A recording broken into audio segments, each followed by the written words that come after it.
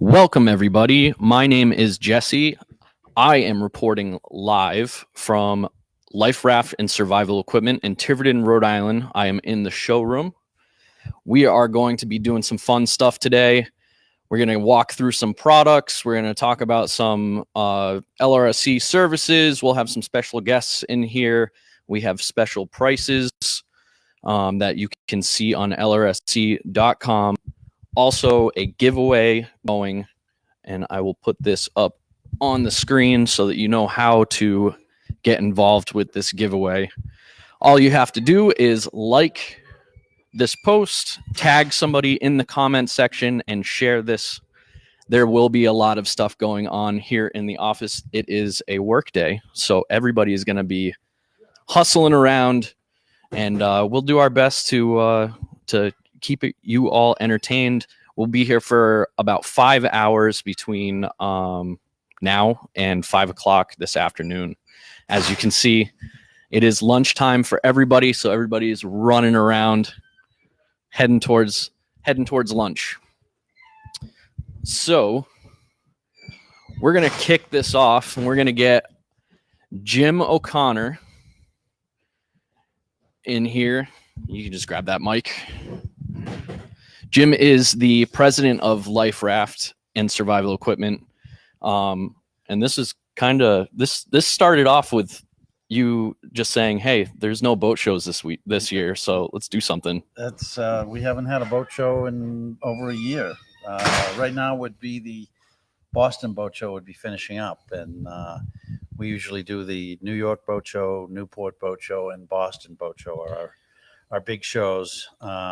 And there's nothing going on this year, so it seemed like the thing to do was something new. Yeah, and hopefully we'll be back at like in-person boat shows next year, but who knows, maybe this becomes like a Cyber Monday kind of thing. It might be. So yeah, throughout this this live stream, we'll have special guests just like Jim on here. You guys can feel free to ask any questions that you have about the giveaway, any of the products, any of the services that are offered here, and we'll do our best to answer those questions. You want to talk about any special stuff we got going on right now? Well, we have on our website, and this week we've had it up and running, some of the specials that some of our vendors are running, and some of the things that people are looking for at this time of year at a boat show.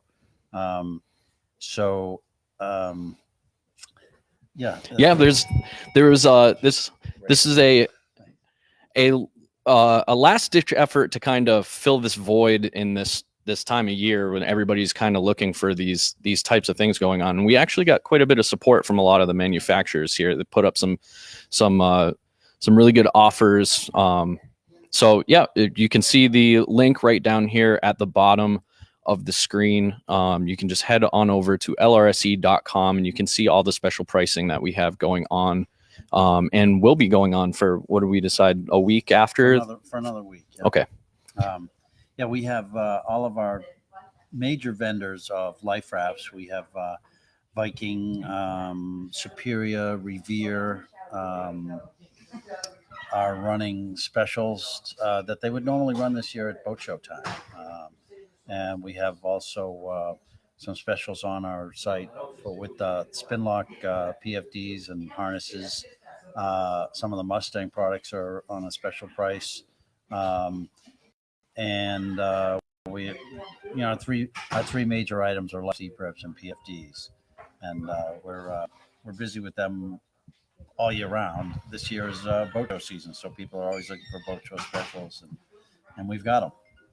So if you're looking for a boat show, you are in the right place. We will be doing a walk around the showroom, and I'm sure you'll be popping in and out of the frame throughout the day. Yeah. So we've got some special guests calling in. We've got some special guests coming into the showroom itself, and we'll do some walkarounds with some of the life rafts you can see in the back behind us. We'll get a closer look at a lot of those and some of the PFDs. I believe Jeff is bringing a flare. And we have the new ACR their new flare, which is non-pyrotechnic flare. So that's a new product this year, and we're excited to show that. So Jeff will have that with him. Yeah, I think he was gonna. We have that as one of our giveaway items. Yeah, it is one of the giveaway items. We were gonna. And we also have a Mustang 3183. 3183 vest. Yep. Which is great. So if you are interested in winning one of those items, all you have to do is like this video, go ahead and tag somebody in the comments and share it, and you are automatically entered to win one of those items. And we will do the drawing for that at the end of the show today. Probably around 4:45 is when we'll start picking names out of a hat. Yeah. Cool. All right. Thanks, Jim. Okay, I'll be around. All right. Okay. So that was Jim, the president of Life Raft and Survival Equipment. Shortly, we will have a couple of other of the personnel here at Life Raft and Survival. We've got Brian Flowers. We have Scott, who will be jumping on here shortly. If any of you have done business with LRSE, you probably know Scott. You've probably talked to him on the phone, and we thought it would be a great idea to get him on the stream so that you can put a face to the voice. That can help. That helps a lot of the time. So we had a few more people jump onto the stream. If you are interested in winning an ACR Rescue Flare or a Mustang 3183 PFD, go ahead and like this video, tag someone in the comments, and share this video, and you will be automatically entered to win one of those items. We'll be doing the drawing at the end of the stream, somewhere around 4:45. We will not be going through this entire time. We will throw up a "we'll be back" graphic from time to time, and as we get the guests to come in and do their presentations, we will bring it back. So feel free to check back. I know that we have Jeff coming in at 1 o'clock to talk about some Mustang products and some other products, that the ACR products that he's bringing. And then we will have Mike from Superior will also be calling in to talk about his Life Rafts. And that will be pretty much the extent of the show. So if you guys want to pop in and out, that's absolutely fine. But if you want to win that giveaway, all you have to do is like the stream. Matthew, how often do spin lock inflatable cartridges need to be replaced, considering getting a new 6D? Matthew, I can ask that question for you as soon as Jim comes back through, and we will get that question answered real quick. James, thanks for tagging Wit in that. Appreciate that. And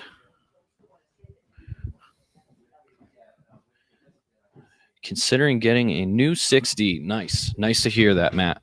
I'll get that question answered for you ASAP. Brian, we got a question. How often do spin lock inflatable cartridges need to be replaced?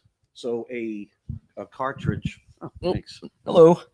a cartridge will last indefinitely as long as it's not pitted, corroded, or penetrated. Then it'll last indefinitely. The mechanisms that fire off the PFD are what can expire. So a cartridge can expire between 2 to 3 years. A bobbin should be done every year. So it depends on the model. Gotcha. There's so many different. So he's specifically looking at getting a new 6D. Okay. Which is what he was considering. All right. So the 6D have an elite capsule, and that capsule gets replaced every 2 to 3 years, and the cylinder lasts indefinitely. So you can just buy the capsule. Got it. All right. So I hope that answers your question, Matt. I'm not sure if you're still on the stream or not. We still have a couple of people in here. Anyways, this is Brian.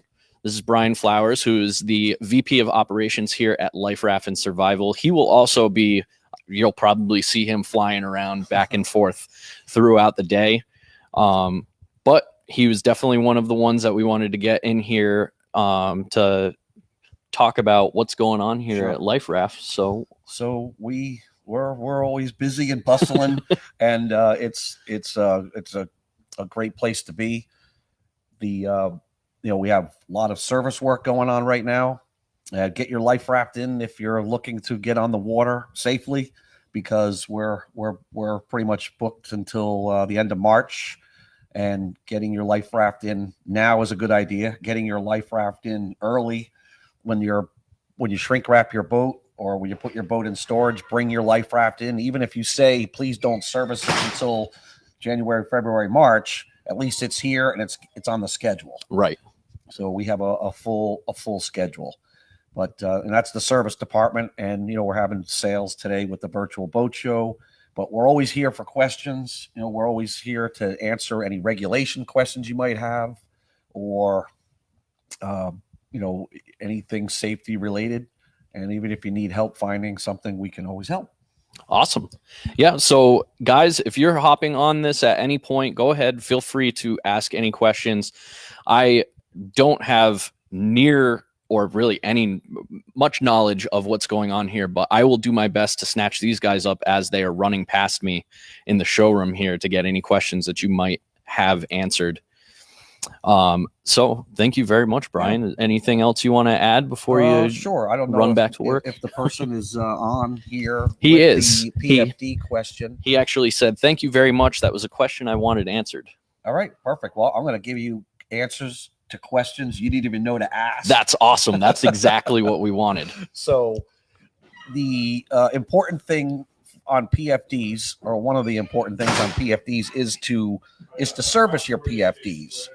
Now, I probably shouldn't go on record as saying that you can service your own PFD, but I do recommend when people call or come here that you can do it yourself. Some older vests are tricky, and the folding procedures require experience, but it can be done. But the most important thing is to inspect your PFD, because if you need it, it doesn't hold air, then the purpose is defeated. Right. So you definitely want to inflate your PFD orally. I recommend removing the cylinder so that way you don't inadvertently set it off. But you want to unpack your PFD and inflate it with the oral inflation tube, and make sure it stays up for a good 4 hours. But if you have a leak in your bladder, you're going to know, because the bladder is small enough where it's going to leak pretty quick. And if you lose air, then you're going to lose air, when you need it the most. Right. So it's pretty easy, and they pack themselves. Some rearm kits are tricky. We probably should have some props here, but some rearm kits are tricky. Some are very easy. Again, with the cylinder question, as long as it hasn't been penetrated at the bottom, you can always look at your CO2 cylinder at the bottom. If it has a hole in it, that means there's no CO2 charge in it. But the chances are you would know, because it probably went off. Right. So as long as it's, again, not pitted, corroded, rusted, or there's a hole in the bottom. And some mechanisms, again, just to repeat, just in case more people pop on, some mechanisms get replaced every year. Some are 2 to 3, and some are 5.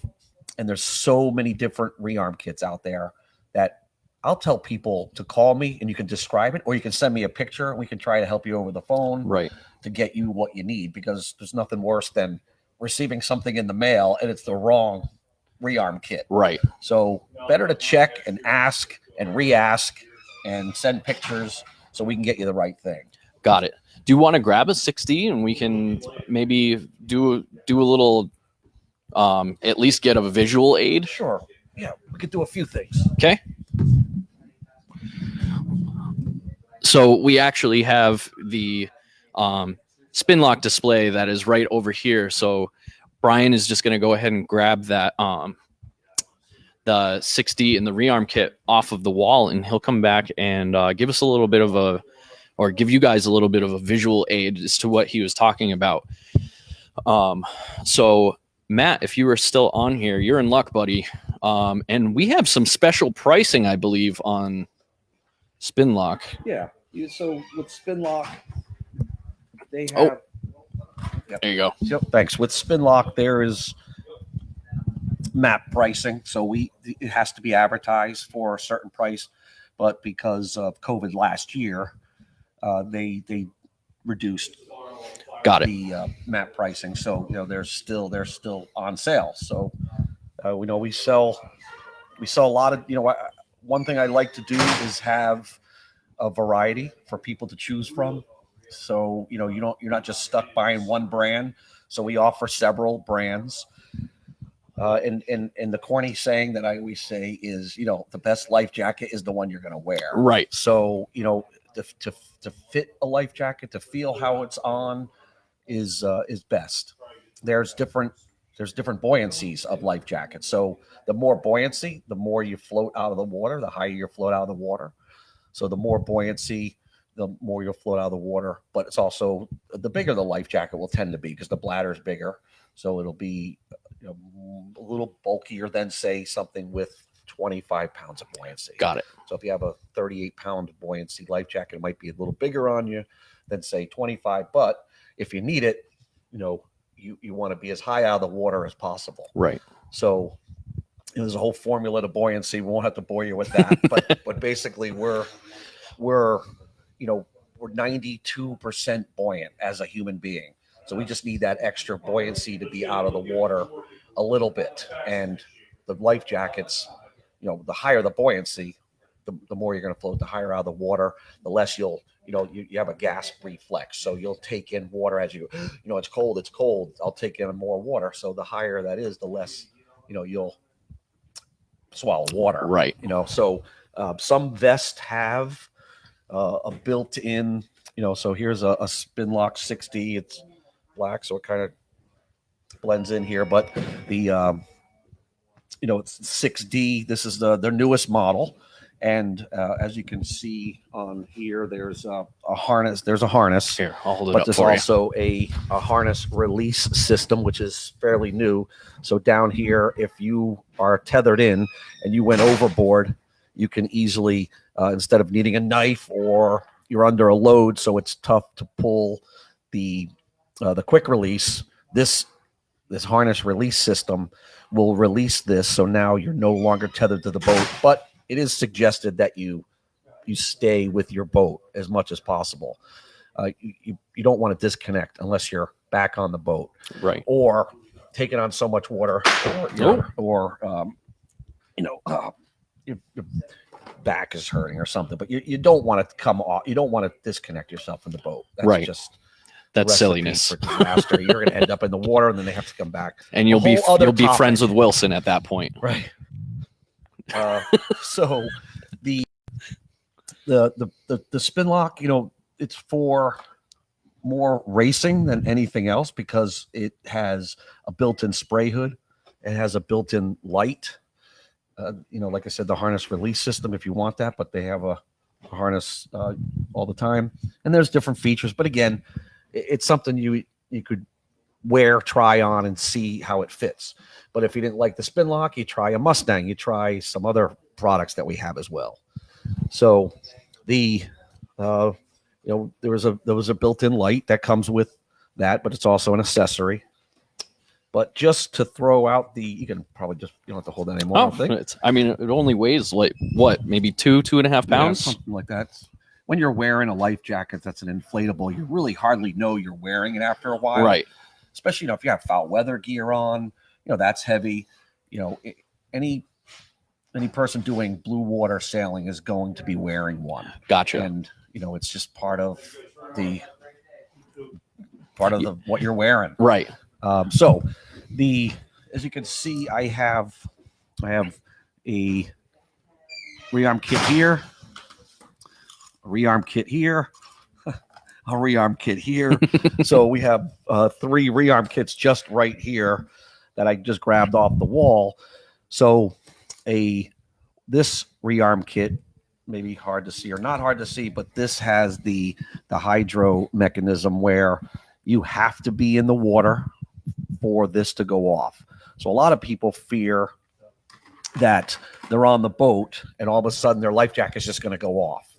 So with this, you literally have to be in the water, because water will come into here. It's pressurized. Water comes into here, releases the cam, and allows the life raft to inflate. Gotcha. This one can be a little more tricky to change every 5 years. The kit's going to cost you, $85, but you only have to change this every 5 years. Got it.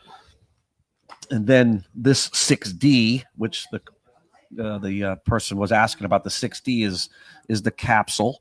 So you can see that the capsule doesn't come with a cylinder, although a cylinder is available. You probably, why pay for a cylinder and a capsule when all you need is the capsule? Right. So if you're not replacing your CO2 cylinder, then why buy it? It's always good to have a spare cartridge and a spare cylinder, Right.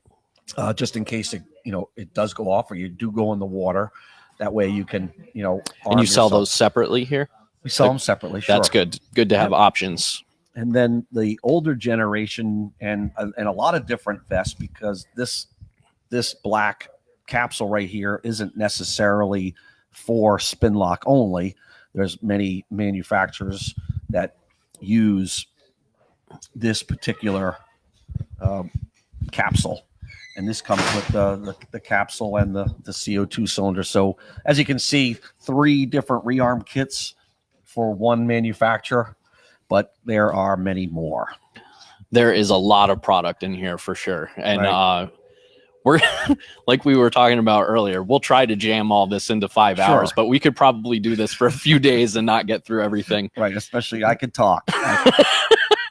So, all right. So that's some spin lock stuff, guys. If there is any questions, any product that you're considering, or that you saw on the sales page, which you can find at lrsc.com, you can just click on that banner right at the top and you'll find all of the items that we have special pricing going on right now. If you have any questions about those at all, feel free to ask those questions and we will get them answered pronto. Right. And one thing I'll add with the spin lock is, okay, I talked about spin lock for a minute. We have the Mustang rep coming. I don't know if we're surprising people, but I didn't talk about Mustang because we have a rep coming. If there's anybody there that has a question now that can't stay on for when the rep does come here, we sell Mustangs, and I can answer those questions too. But I figure, why say that stuff? Right. You answer the question if they're on right now. But if you guys want to come back, Jeff will be here at 1:00, and he'll be here for the entire day. So he's a rep for Mustang, ACR, and Viking. Yep. And he'll be doing some walkthroughs on all of those products. But again, if you have any questions about any of those, you can feel free to ask them while we've got Brian here on the stream. Otherwise, I'll make up stuff to talk about. You go for it, man. I can talk. We might as well talk about the McMurdo EPIRB. So Jeff, again, works for a company, Ocean Marketing. Yep. And he reps ACR, Mustang, Viking, among other things. And he's not going to talk about McMurdo because he doesn't rep them. So the McMurdo EPIRB is an EPIRB. For those that don't know what an EPIRB is, we can answer those questions as well. But the simple operation is you turn it on, it goes up to a satellite, and it tells ultimately the Coast Guard to send out search and rescue. So you would register this unique unit. So it has a unique identification code. So it's called a UIN number, which stands for unique identification code, something. I'm not sure. But each one has a 15-character ID code that's specific to the unit itself. Okay. So when this gets set off,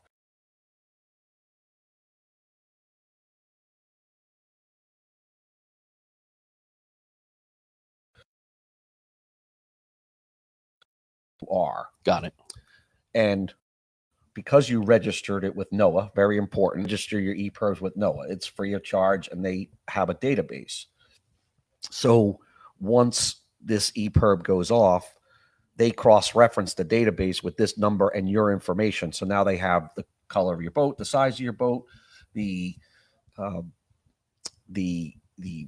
kind of safety gear you have on board, because you're telling them this. Right. They also have emergency contact numbers. So if one of these goes off, they call your home and you're sitting on the couch and your boat's shrink wrapped, then they know not to race to not waste the resources. But let's face it, let's not send out search and rescue if you're on your couch, Right, and your boat is in the garage or at the dock. So the McMurdo EPIRB, and again, if you have more questions on intricate details of an EPIRB, let us know. But the McMurdo EPIRB, what I like about it is has integrated AIS. So not only is it sending out a satellite signal, it's also sending out a local signal. So I kind of say an EPIRB is satellite based or globally, and then the AIS portion of this particular EPIRB is local. gotcha. So you got global and local. Now everybody within a certain range, depending on cloud cover, wave height, conditions, will get something on their chart plotters or their multifunctional displays saying that there's an emergency in the vicinity. So that's the advantage of a McMurdo EPIRB with AIS, because they sell it without. So just a little bit about Now, when I went to the fishing partnership training, they spent a good amount of time talking about these. How often do they have to register those? all right. So you register an EPIRB once, and then every 2 years they ask you to make sure all your information is accurate. So Okay. every 2 years you'll get a sticker in the mail, and you put that label on there. So that's every 2 years. The battery gets replaced now on these units and ACR and Ocean Signal units 9 to 10 years. So it used to be, and they're all user replaceable. Okay. So it was 5 years and we would have to do it. And now it's 10 years and you can do it. And we can sell you the battery. Now, with all that said, I do recommend, it doesn't hurt to bring your EPIRB in even halfway through its life at 5 years and have us self-test it. Got it. Make sure that it's actually transmitting, because we have the capability in the service department to make sure that it's sending out a signal. Awesome. So, it's a good idea, I think, if for $40 we can Yeah. test it every 5, but you can do a self-test, and the battery is able to withstand a self-test once a month, every month for the 10 years the battery lasts. So All right. most people don't do it. Some people are afraid to do it. Don't be afraid. Read your manual, and don't be afraid to test your EPIRB, because it's going to save your life. If it's not self-testing, it's not going to work. Right. It's the same thing as a PFD not inflating with air. Like, Correct. why have it? Right. So you definitely can do it. Read the manual. Call us if you have any questions. But I would definitely at least self-test your EPIRB before your season starts, if your season is only, recreational boating. We have a commercial fisherman over there, and hopefully they test their EPIRB more often than once. Right. And then we also, we can get into drills a little bit. We offer safety drills on fishing vessels. We also put on events here, but with that said, Okay. From the email, I'm assuming. Yeah, you just. Okay. so we were talking about testing EPIRB. So one of the things we do if we go and do a drill on your boat is, we check to make sure things are in date. We make sure that if the EPIRB's testing, make sure your hydro's in date. So I know it's a whole other subject, but we go on a boat and the Coast Guard will come on your boat and they'll check. If you're commercial fishing, they'll check these things as well. So why not do it? That's Right. my point. And make sure it works. Now, could you give us just a little bit of an overview on how somebody would go about self-testing one of those? Sure. I want to cover that, because if people are hesitant to Yes. do it themselves, maybe we can kind of Sure. dispel some. So, I mean, this unit is fairly new, so not a lot of people have it. But this one, gotta put on my readers. So on this particular one, there is a little door here that lifts up, and you can just do a test. And the same thing with ACR or Ocean Signal, which is kind of to our right here, but it's in a glass case. We can't easily reach it. Jeff will probably talk a lot about that. But the self-tests are pretty self-explanatory. They're pretty easy, actually. There's the test button there. Okay, test button here. So test buttons are pretty obvious. But the one thing you definitely want to read your manual.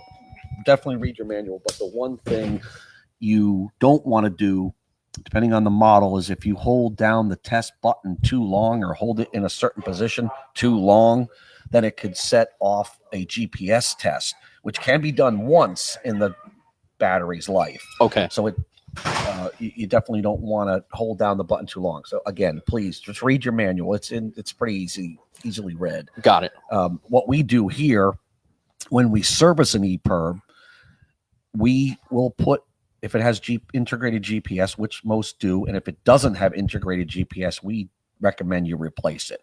Okay. Because the older units had, some didn't have GPS in them, so they wouldn't transmit a Latin long. And if they weren't transmitting a Latin long, Coast Guard has the capability of narrowing down where that EPIRB is, but it takes more of a pass of a satellite. You're using radio directional finders. So a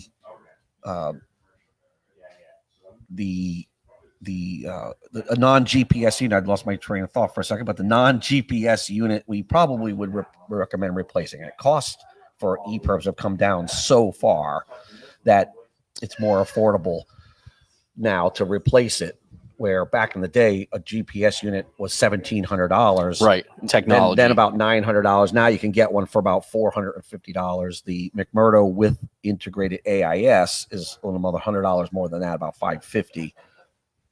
However, like I said, we're going to recommend that you replace a non-GPS unit.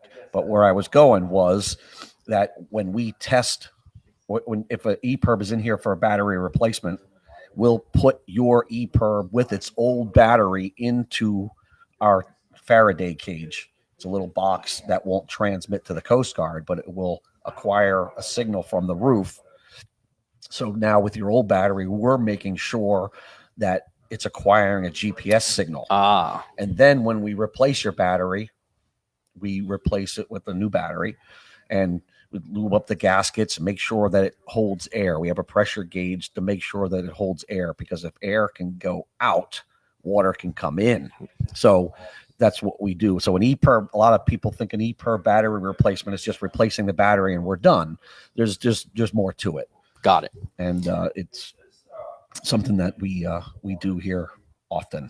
And what other brands of these do you carry? So we carry the McMurdo, the ACR, and the Ocean Signal. Got it. And Jeff reps both Ocean Signal and ACR, so he'll talk more about those. We'll talk about those quite a bit. And I'm sure. I mean, ACR is well known.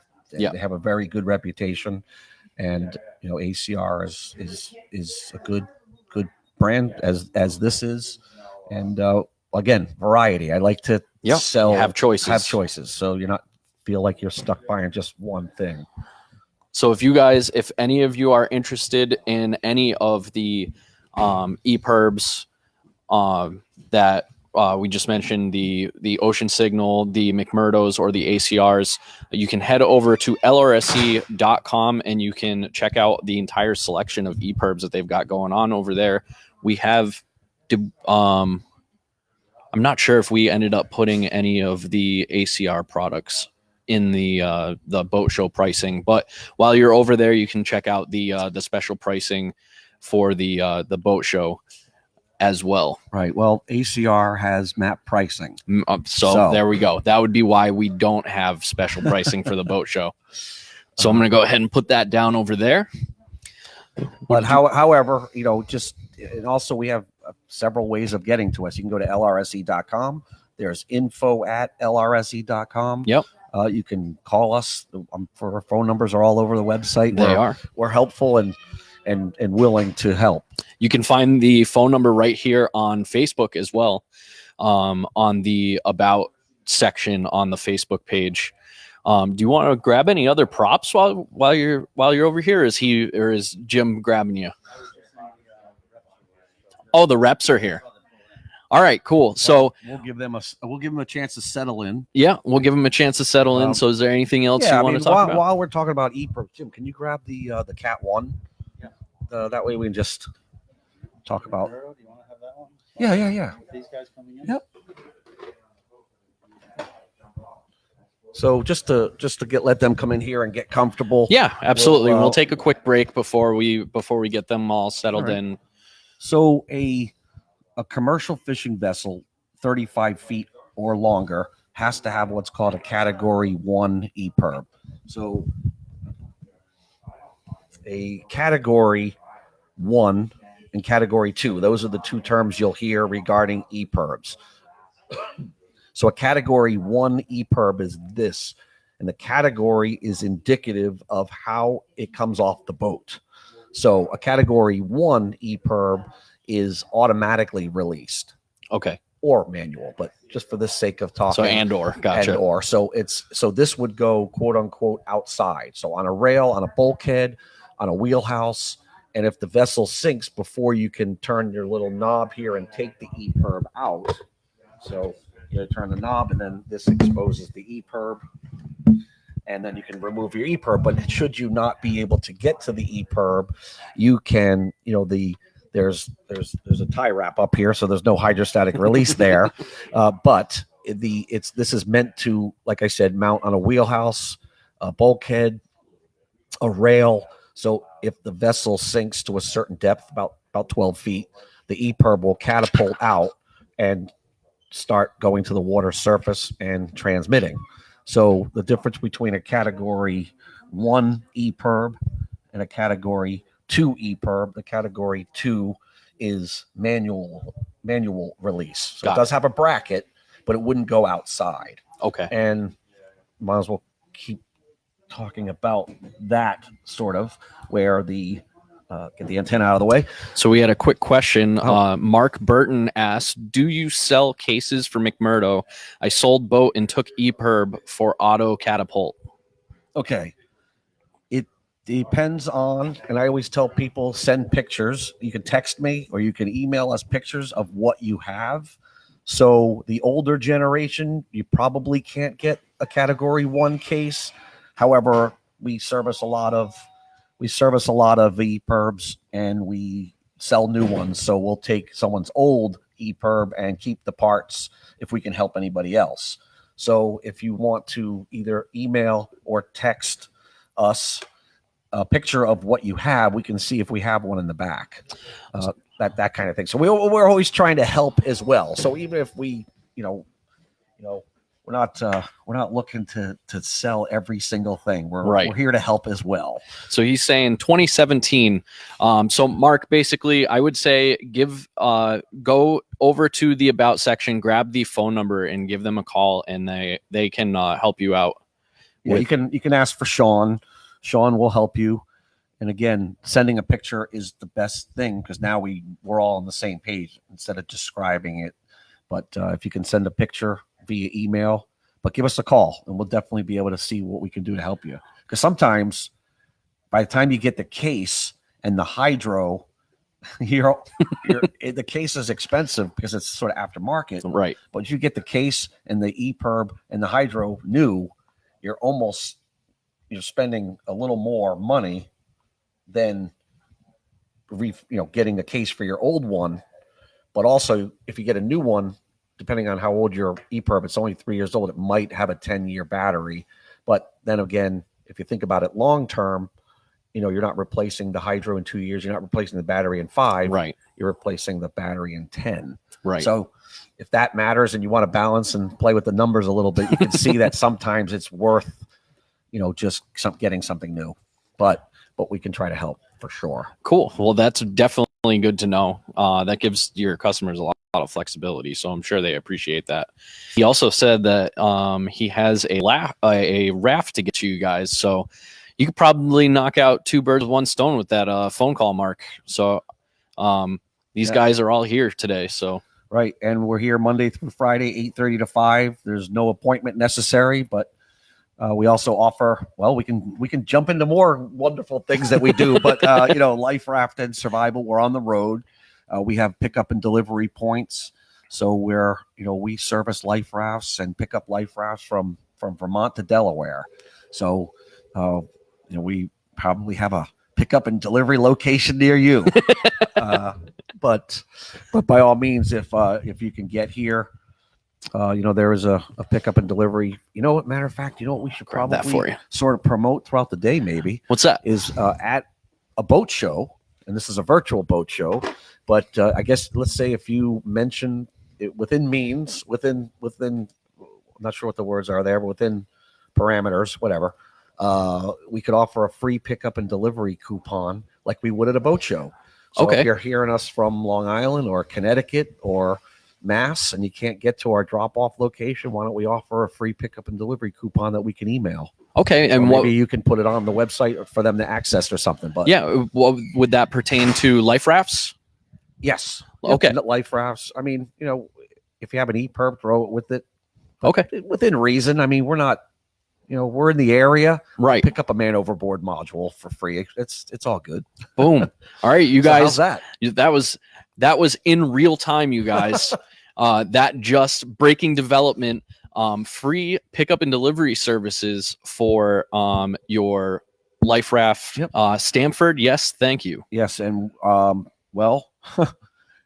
we work with a company in Stanford that sort of does what we do. Gotcha. Although we offer the service even for their customers, we service life rafts for that customer. So if you're in Stanford, you probably know who I'm talking about, but you could drop it off there and we could pick it up from there, and they take care of the billing. So you would pay them, but we do the service for them. So Westport, I'm assuming. So Stanford's not far. Just off 95. Mark, we'll pick it up right from you. How's that? My name is Brian. Give me a call, and we'll work it out. Perfect. I see Roger. Yeah. All right. Yeah. So we'll figure it out for you, Mark, and that'll be easy enough. I mean, we don't tend to go to homes and try to avoid it, but if we're in your area, I had a guy who's like, "I'm 5 minutes from there." Okay. Or we got you. We got you. We'll just make sure you're home. So we do that kind of thing. We're not trying to be difficult. Right. Want to make it easy for you, especially these times. Yeah. So, all right. You want to take a break for a little bit? Oh, wait a minute. I know Mark. We had spoken via email because he was a Pats fan, and I mentioned Dwight Evans. You got the Go Pats. Yes. Cheer here. Yes, we had talked. So it's in his trunk. Yes, I remember talking to Mark. We had a nice conversation on a Sunday about the Red Sox and the Patriots. Nice. So that was one of those nights and weekends you were talking That about. was one of the nights and weekends that I work. I work for you. So, all right, let's take a break here. Okay. We can get the some of the reps settled in here, and then we'll probably have you back at least one more time throughout the day. No problem. We've got hours to go. So, and Mark, I will email you if you're still there. Got it. So yeah, there was snow last week. So yeah, we're trying to control the weather, but we're not there yet. But we're working on it. Right. We're working on it. All right, guys, we'll be back in just a few minutes with Jeff, and we'll have some more stuff to go over. In the meantime, relax, and we'll be right back. Joining.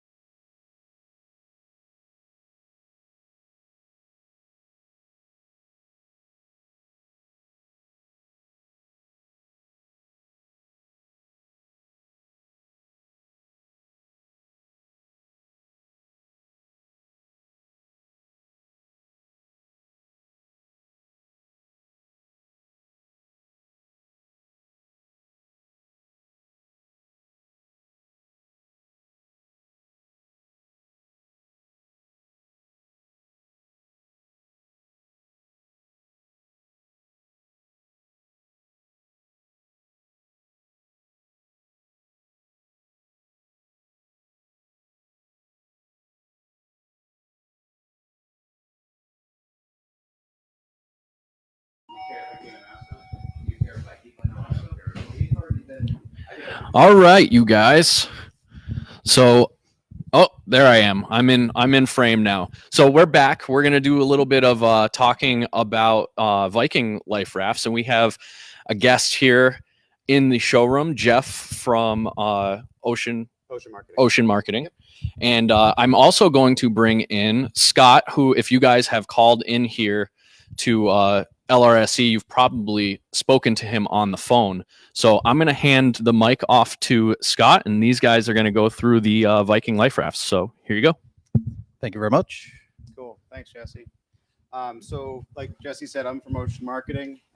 We represent some of the finest marine brands, including Viking, and they do a nice range of coastal and ocean rafts, various ones. So let's go through kind of the high points of them, and then give you a couple of specials towards the end. Scott sells rafts all day long, so he knows them inside and out as well. Correct. So we'll just kind of go through the high points. The basics of the raft to start, which I'll go, and then he can get a little more depth probably, is they're natural rubber. It's a multi-layer, multi-chamber when they're built. So when the raft inflates, this one's a coastal. Nope, this one is actually an offshore. Okay. I noticed you're looking at the floor, looking for the insulated floor. This just does not have it in it right now. I was going to say, normally it would have the insulated floor. It's why it looked like the coastal. Yep. So multi-chambers. So if ever one chamber failed, the other chamber is going to keep you floating. So you're going to be fine. So the way they're set up like that. High visibility on the hood. It's got an arch support here that holds the hood up. You can see if you look at different rafts, this one's very firm when it's inflated. So it's got a lot of structure to it. You got the boarding ramp right here with the weighted step getting in, handles, and a ladder that comes out for the first person in to pull yourself in. Once the raft is deployed, you may think, how stable is it going to be? You're going to have these bags underneath, which are kind of hard to see. You can see Scott's got it there. And, a lot of people ask about these when they see it. They don't know what they are, but these are ballast bags. Yep. And once they fill with water, it gives you the stability. It prevents the raft from flipping over.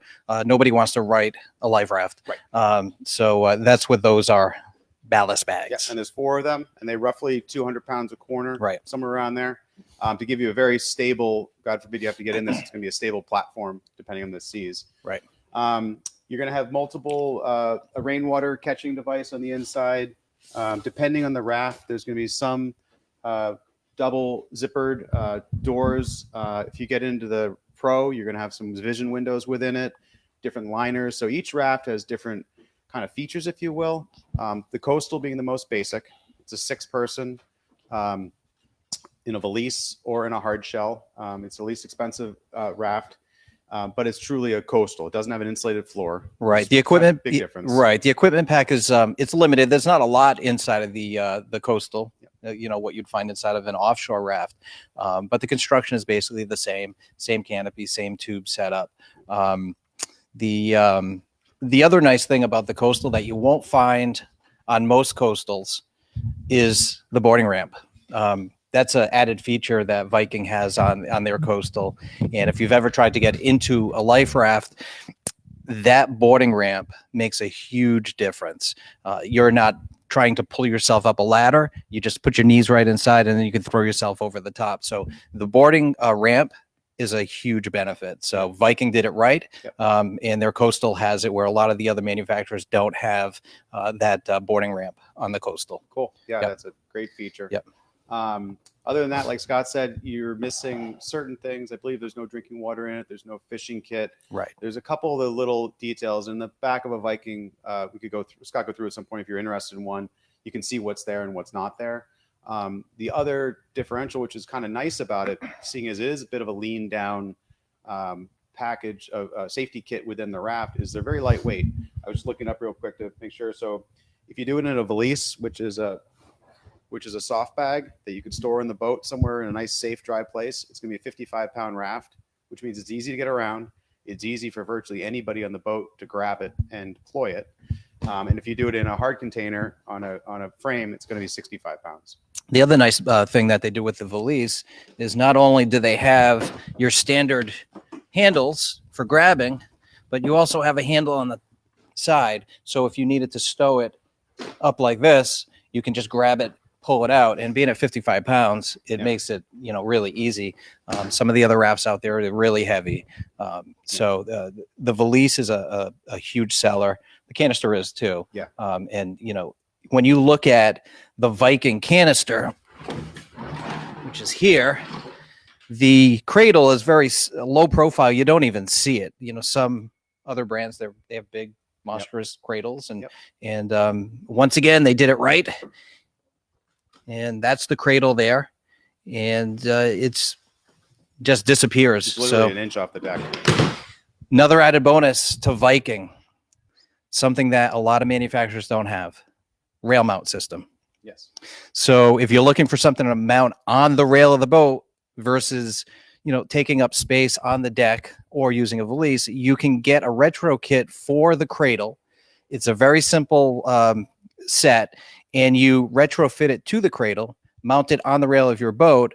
It doesn't take up any space on the deck.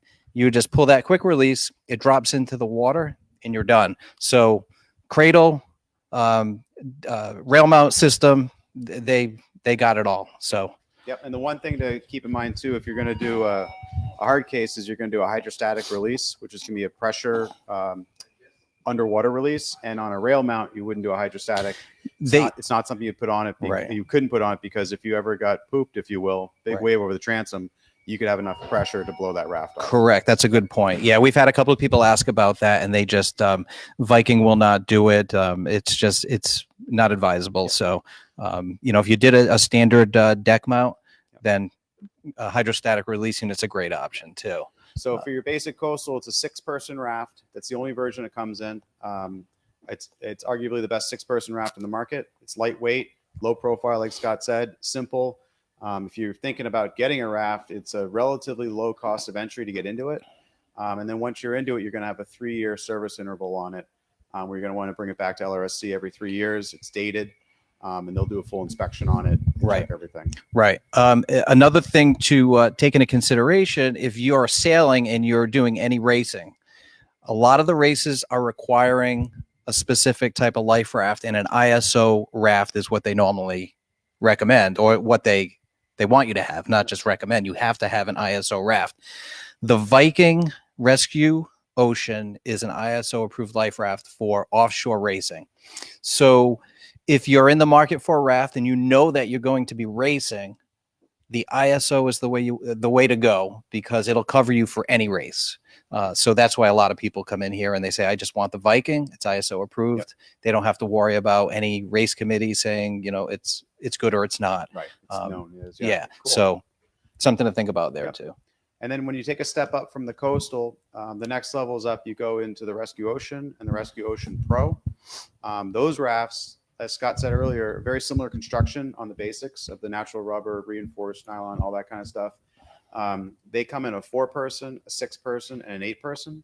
They all come in containers, and they also come in valise, so you can decide what you want. Same thing with the hydrostatics. You can mount them various ways. You got the deck frame is the same. It's actually, as you go through the line, I think there's only 2 or 3 boxes that fit all the rafts, if I'm correct. Correct. So they're all the same low profile, and all the frames are the same 1 inch off the deck, roughly. Right.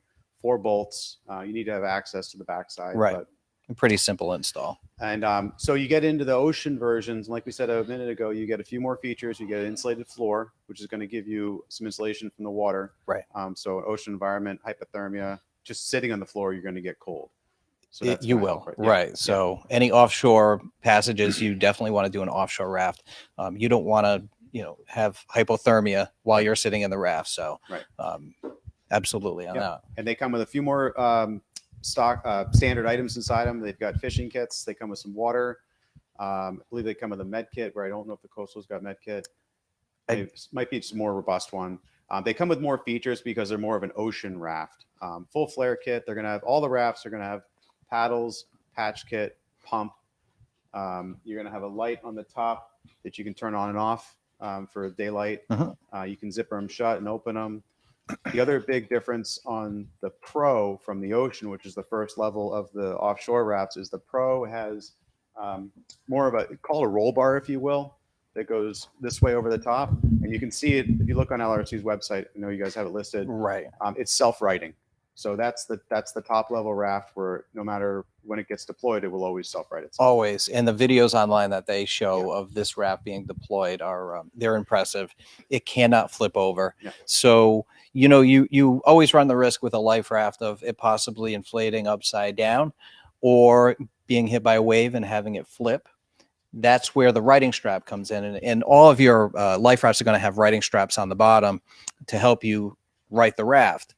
So the Rescue Pro, which is the top tier of the Viking line, has, like Jeff said, the arch system. This one here, it's one tube and it just goes over from side to side. The Rescue Pro has two arches, and one comes up here and goes across and on the other side as well. And that's what gives you the self-righting feature on that. So one of the small things that I always like to bring up to customers when they say, well, why would I go with this when I can go with that? And Viking has designed their rafts in such a way that makes them different than most other manufacturers. And one of the key features is the door closure. So most life rafts, you'll find that the doors zip from the top down. Why does that matter? Well, if you have water crashing over the top tubes and you're getting wet, you need to close the door. So now you're going to close the door and you basically eliminate any sort of ventilation. You're locked in there and you really can't see where you're going. But what Viking did was they flipped it around. So now you can zip the door from the bottom up. And what that does is it increases your freeboard. So it's going to prevent any water from splashing over the top tube, but you also get your ventilation and you can see. Yep. So that tiny little design makes a huge difference. So that's a good point. Yeah. I forgot about that. That's and the pros also have a door on both sides. So you're gonna be able to zip it up on both sides, which gives you more cross ventilation. Absolutely. As you get higher up. The other thing about the Pro, and I think it's one of these things where we discuss at boat shows and whatnot. You know, God forbid you have to get in the raft, it feels bigger, because of the way it's constructed on the inside. So I think, as you or Brian would say, you know, if Brian Castell would say, if you have to be in the raft, you would be happier in the Pro. Yes. Just because it feels, and they also have a blue liner on the inside, which is one difference as well, which is supposed to help ward off seasickness. That's what they say. That's what they say. That's what it has. So you'll see that. It gives you a calming effect. Yeah. I have talked to some customers that have been in life rafts, and they say that the orange canopy, when the sun comes through, it sort of gives a strobe light effect. Oh, really? Right. Okay. And you get a little disoriented. Yeah. So the blue canopy is supposed to help with that. And I guess you take any help you can get if you're sitting in a life raft. So, yeah. So that's basically the line. I know during the Viking is still running a special where it's free shipping. So if you purchase a raft from LRC, they would drop ship it out of Florida to a commercial address. Commercial address only. Very important. Very important. But you save the freight. And it's obviously not inexpensive to ship things that are 50 pounds on up. Correct. And we also do a pickup and delivery service here. I'm sure Brian had mentioned it. So if you don't have a commercial address, we try to accommodate the best we can. So if you order a raft, we can have it shipped here. And we check it in here, make sure everything looks good. And if you're within our delivery zone, we can schedule a delivery to your place of business, or, you know, and I think I heard Brian mention earlier, we don't normally deliver to residents, but we do what we need to do to make the customers happy. And, you know, whatever it takes to get the raft to you, we'll try our best to do that. Cool. So, and the other special they're running right now is the coastals are $100 off. That's a great deal. I'm not sure what the LRC street price is right now on the coastal. I believe it's I think $18.50. it sounds about right. So you get $100 off on that. So as we said a minute ago, you know, for your average boater who rarely goes out of the sight of land but wants the security of a life raft, it's a great value. It's a very reasonably priced life raft, and for what you're getting, you get a lot of bang for your buck on this one. Definitely. Yeah. So we want to give a quick shout out to Richard. He's going to give us a call in just a few minutes. He's going to get a life raft service, and he thanked you for giving him such a great tour. Oh, Richard. Right. Thanks, Richard. Yeah. Give us a call, and we can set you up for, you know, any sort of service that you need. We also do EPIRBs and PLBs and mom units and everything else. So, yeah, absolutely. Give us a call. Cool. Is there any other products you guys want to go over while you're still here? As far as the Viking, or you want to do something different? Anything. Whatever you guys want to go to. Oh, hello there. Hello. Hi. How are you? Did you grow? I did. I thought so. So So he doesn't have a mic, so you're gonna have to share. Did you have something to I say? just wanted to suggest. I'm gonna let you take it over, but suggest that people come here to see their life raft opened, because not a lot of people take advantage of that. I mean, this time of year we're really busy, so you have to schedule that. We prefer not to do it during this time of year because we are so busy. However, to know your life raft intimately, because if you ever need it, the time to learn about it is not when you need it, it's here. So we offer a brief opening of your life raft, and we'll go over the equipment pack with you. And it's a good idea to come here and see your raft open. That was my one thought. That's a good thought. And then you get the whole tour. We'll show you what the life jackets and the EPIRBs and the behind the scenes of the equipment. But I think just to continue on that vein, there's all safety equipment has pictograms on it. And how do you use your flares? How do you use your EPIRB? How do you use your raft? You need to know how to use these things. So please take the time to look at the pictograms, to ask questions. So in an emergency, Actually, interesting point you say that, Brian. The one thing we didn't go over is how you deploy the raft, or a Viking or any other raft really. But the Sure. Vikings have a painter on them, which is this line right here coming out of the end. The hard case is also going to have it, so it's going to be secured to the frame. So in the event that you're going to need your raft, you're going to want to secure this to a fixed point on the boat, pad eye. You can tie it off to a cleat, something very fixed on the boat. And basically, you're never going to unpack the raft. You're not going to try to figure out how to open it up. You're going to take the entire unit and throw it overboard. And as you throw it overboard, you're going to grab that painter and you're going to pull out about 30, 35 feet. Right. And at the end of it, you'll feel a little bit of tension. You pull it and the raft will fire off. The shell's going to go away. The bag's going to go away. You're not saving any of that. It's gone. But the raft's going to fire off. Right. So with the canisters, they're banded. There are plastic bands on the canisters. Some come with, different types of bands, but the Vikings come with a plastic banding. Do not cut the bands off. We get customers calling us. I wouldn't say a lot, but we get them. Yeah. And they cut the bands off thinking that that's what they need to do. And it needs to come back to us to be rebanded. Yeah. The scissors with that big red X going through them means do not cut.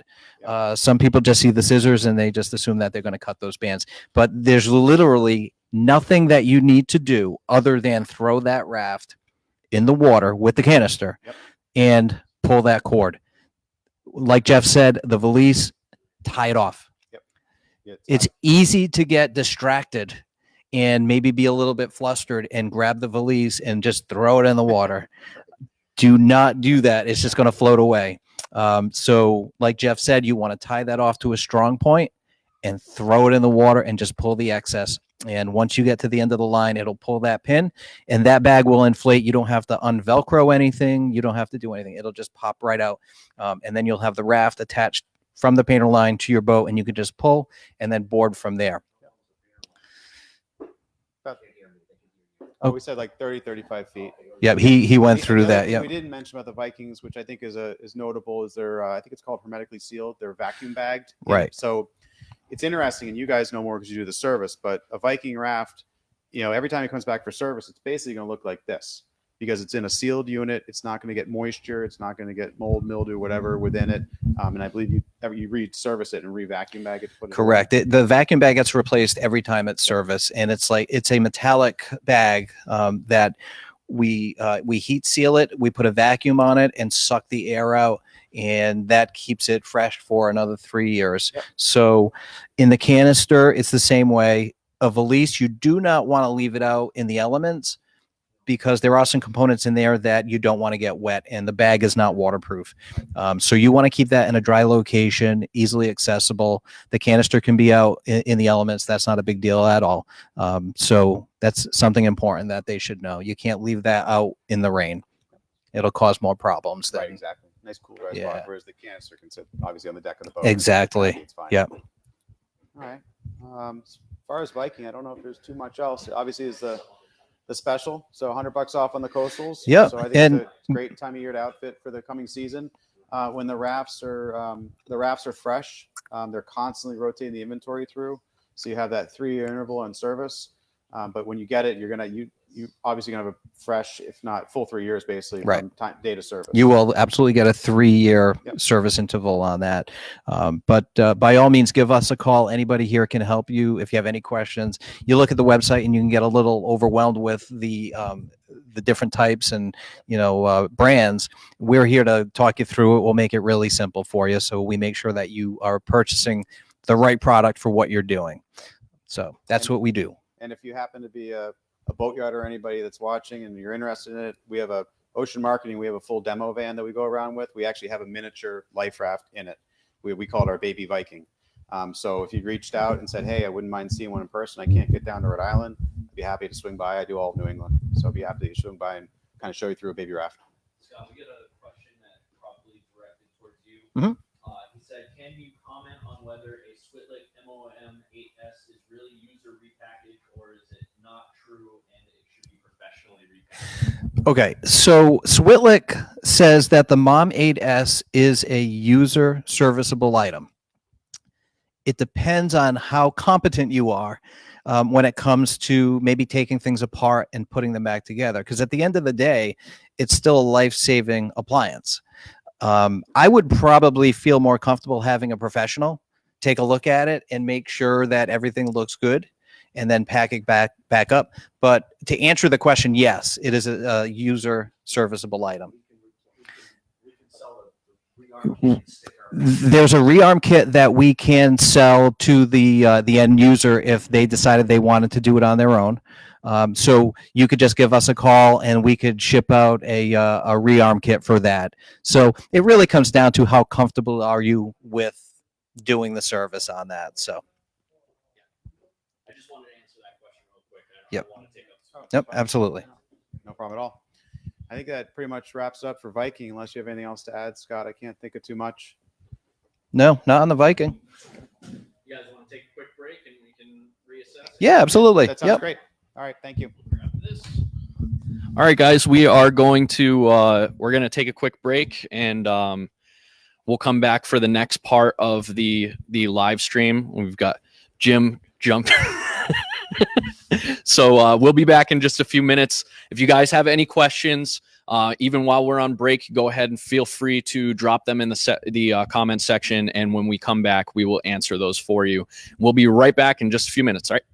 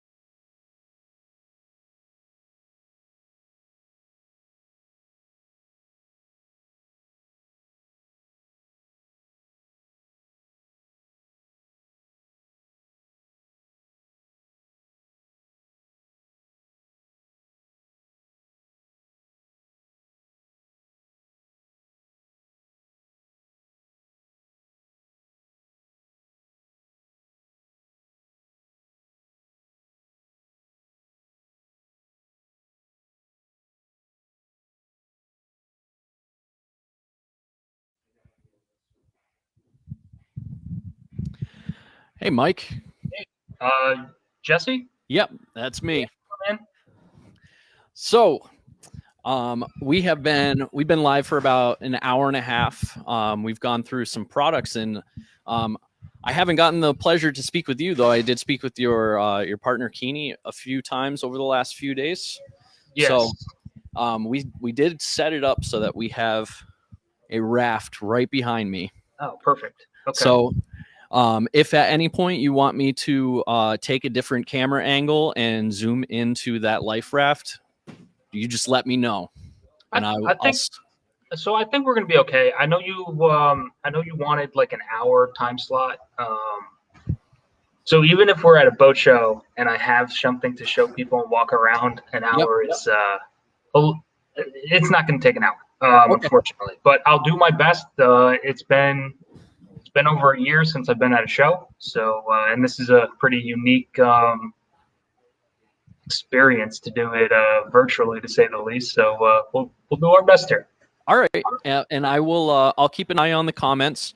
So if we get any questions, I'll just I'll gently tap you on the shoulder and just let you know. You can see the comments from your side, right? Is that a chat? Yep. If you hit chat, you should be able to see the stream of comments from Facebook. Okay.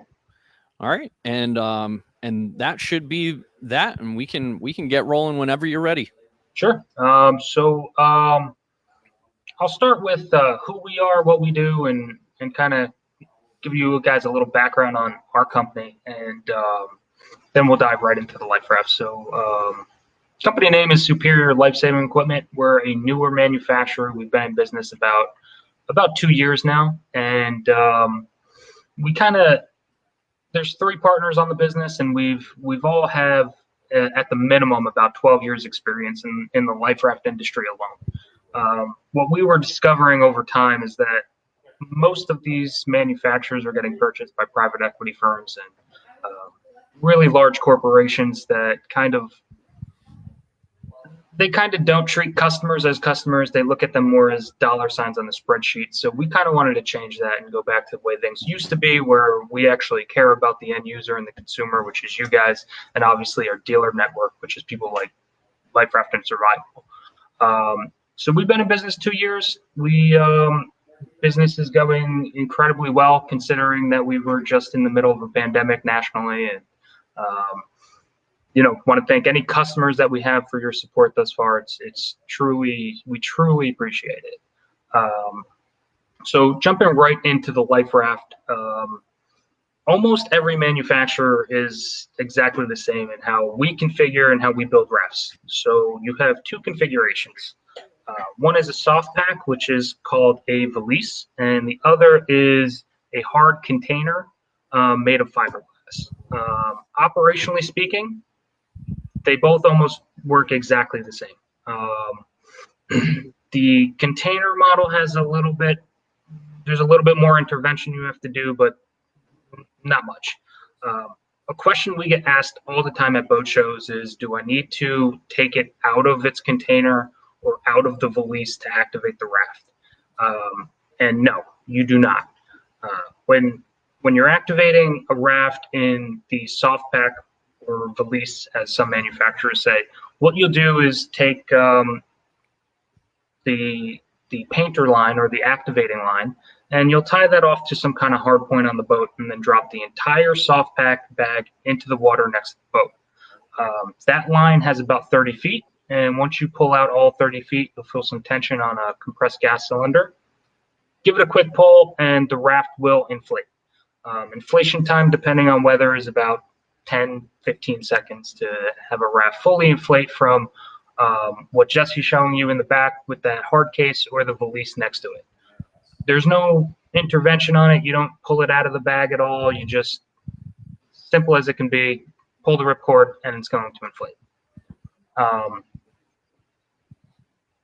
So he's pointing to the valise right now, and behind that is what the container would look like.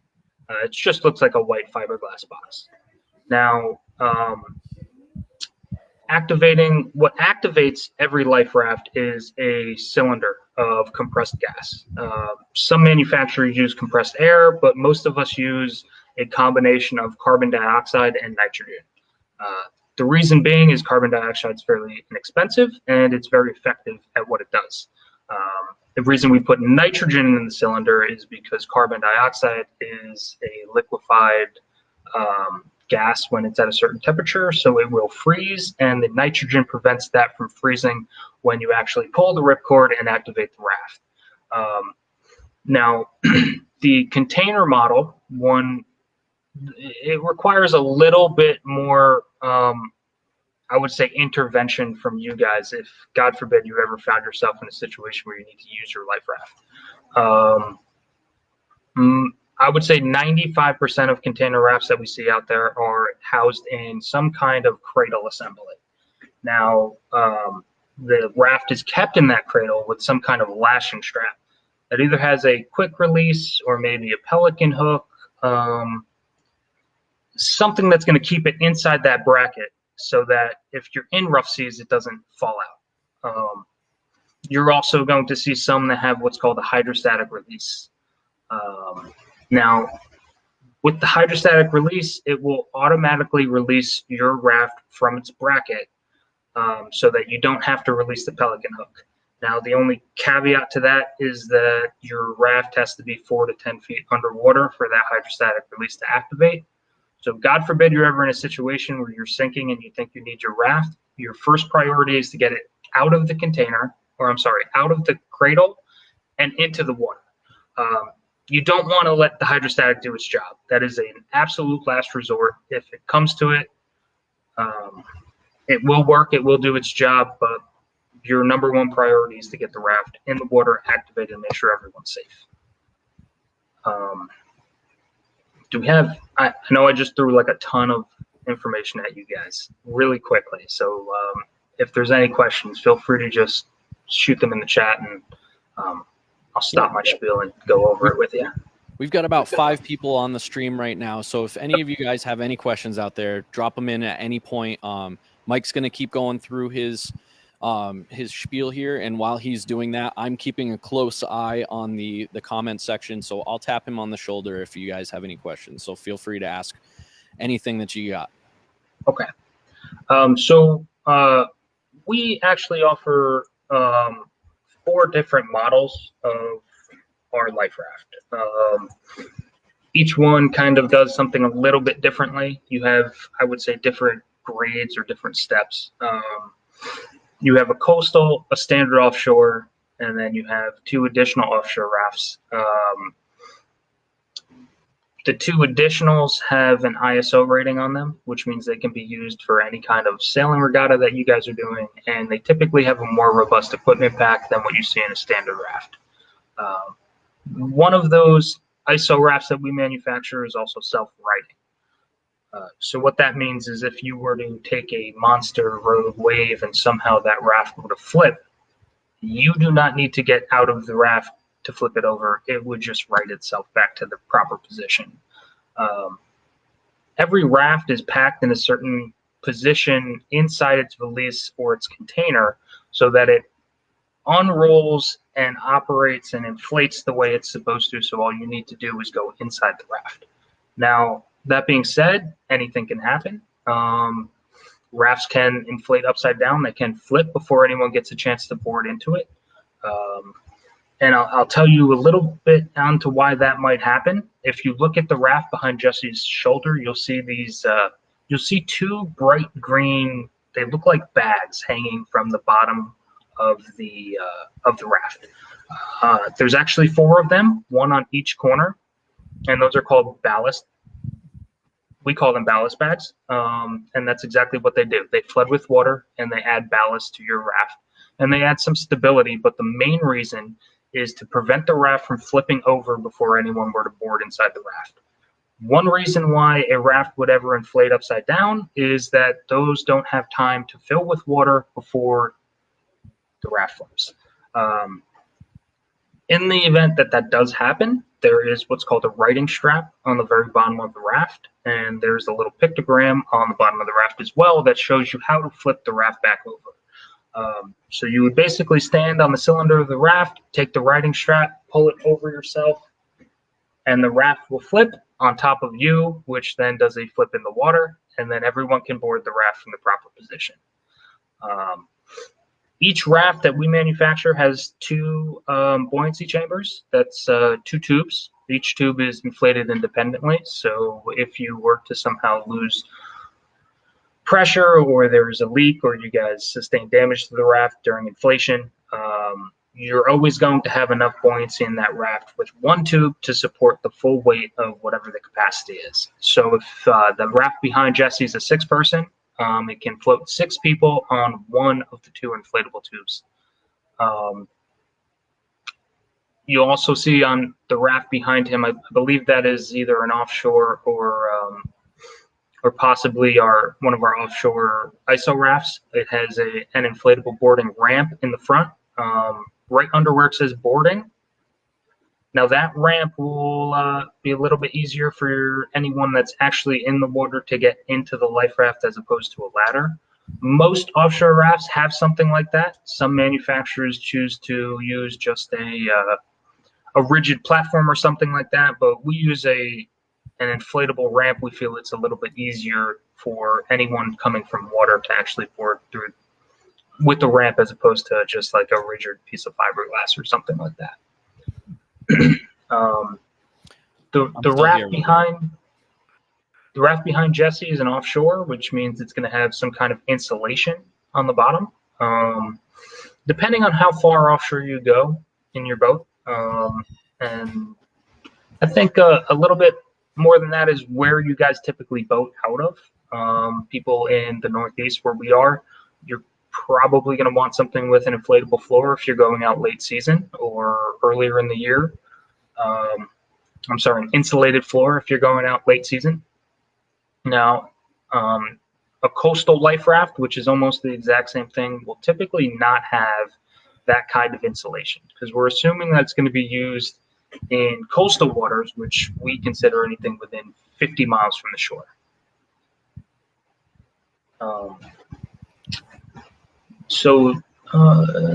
Yeah, I think that's just our standard offshore. If you need me to point anything out, Mike, you go ahead and just let me know. I can zoom in a little bit if you want any more detail in this. I think we're okay right there. Okay. Every raft basically works the same, little different nuances in the equipment packs. It's really hard to see, but Jesse, behind that back window of the raft, there's like a black strap that kind of makes a V. Okay, I can you see zoom that in at a all? little. Yep, absolutely. Let me see if I can zoom in.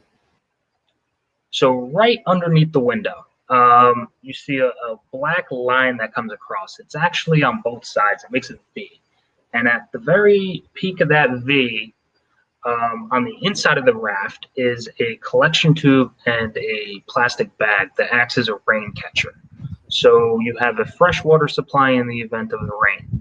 Now, most rafts are going to come equipped with some kind of water in the equipment pack.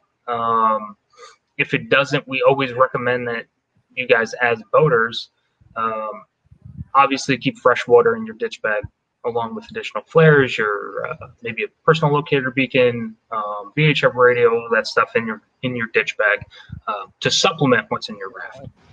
So in the event you needed to use your raft, inflate it, take your ditch bag, first priority, throw it inside the raft, and then everybody would board. Sorry, Mike. Jim was just about to step in and have a conversation with you, but he had to jump off real quick. Okay. So we have 4 different models: coastal, offshore, or your standard offshore, wave racer, and a wave breaker. We kind of went through a bunch of details on a few of those and how they differ from each other. The raft behind Jesse is our standard offshore. The only difference between our offshore and our coastal raft is the insulation on the floor. Our coastal raft does not have the boarding ramp in the front, and it doesn't have a canopy light. The The reason being is we're assuming that if you're in coastal waters, Coast Guard rescue is going to be fairly quick.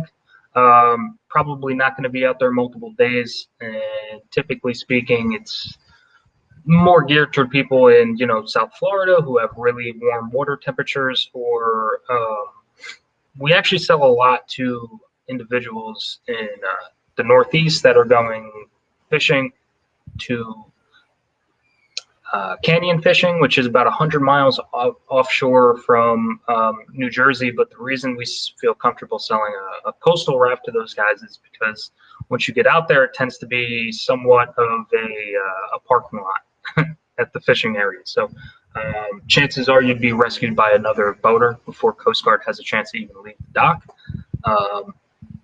But typically speaking, if you're going beyond 50, we would recommend some kind of offshore raft. Mike, we did just get a question from Garrett. He said, do you recommend any kind of repair kit for rafts, or are they included? I'm pretty sure most include pumps. So every raft includes some kind of pump and some kind also, in supplement to that, some kind of repair kit. Different manufacturers go different ways. We include repair clamps. So you would basically make a suction on it and tighten it, and it would form a seal to prevent any water from leaking from that area. I don't think you need to bring a repair kit with you. I think repairing something in that kind of situation might be a little too difficult. Get a proper cure on any kind of adhesive on rubber. It needs to be completely dry. You also need literally zero fluctuation in temperature, and anything could happen out there. So I don't think you would need to actually supplement anything additional other than just what's in the repair kit inside the life raft. Okay. Guys, if you're on the stream, we've got 9 or 10 people on here right now. We do have some special pricing going on these rafts. So if you are interested, you can head on over to lrsc.com to find those that pricing details. Sorry, Mike, go ahead. Continue. So another good segue right into our next bit is based just on that with the repair kit. Each raft requires service. It requires an inspection from a life raft service station such as LRSC. The reason being is rafts are vacuum packed for most part and kept inside something very small, and then they inflate from that configuration. You guys need to service life rafts because it will, first and foremost, you have perishables inside the equipment pack. So depending on the manufacturer, if you do have a repair kit inside the equipment pack, that adhesive has a shelf life to it. So if some people go 10 years without replacing their life raft, God forbid they ever need to use it, chances are it's going to work fine, but their adhesive inside that equipment pack is never going to work. It'll be expired by 7 years. So you want to take it in for service based on that. Also, your raft needs to be removed from the vacuum bag and given a chance to breathe. Any service station, specifically our LRSC, is going to do an inflation test on your raft. So they're going to take it out of the vacuum bag. They're going to inflate it for a given amount of time. This allows the fabric to stretch out a little bit. It prevents seams from forming in the fabric due to the folding and the compression from the vacuum. They're also going to check your cylinder to make sure it didn't lose any gas over time, because that could happen as well. Anything in the equipment pack that expires is going to be replaced. And if there needs to be excessive cleaning for any particular reason, your service station is going to do that as well. Then they're going to fold everything back up, roll it, and vacuum it down, get it back into its either release or container, and then get it back to you. Service cost depends entirely on the manufacturer. We firmly believe that we're going to come in at the absolute lowest price for service out of any service station out there, as opposed to something like specifically speaking, Viking is a very popular raft brand, but the service cost on a Viking is almost the cost of buying a new raft.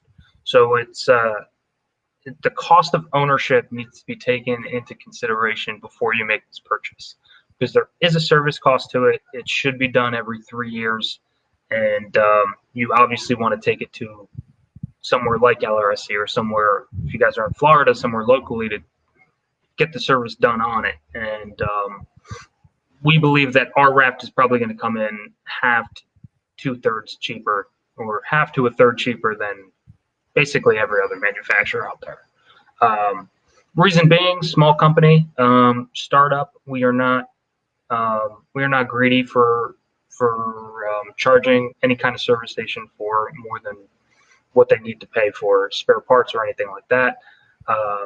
Also, we allow them to use whatever flares and different equipment that they have inside their shops. Whereas some manufacturers say you have to use our equipment, you have to buy it from us, and here's your price. We just feel that that's somewhat dishonest, and there's really no reason to force LRSC to buy flares specifically from us at an inflated cost just to service our life rafts. It doesn't make sense to us. So whatever they have on board, as long as it's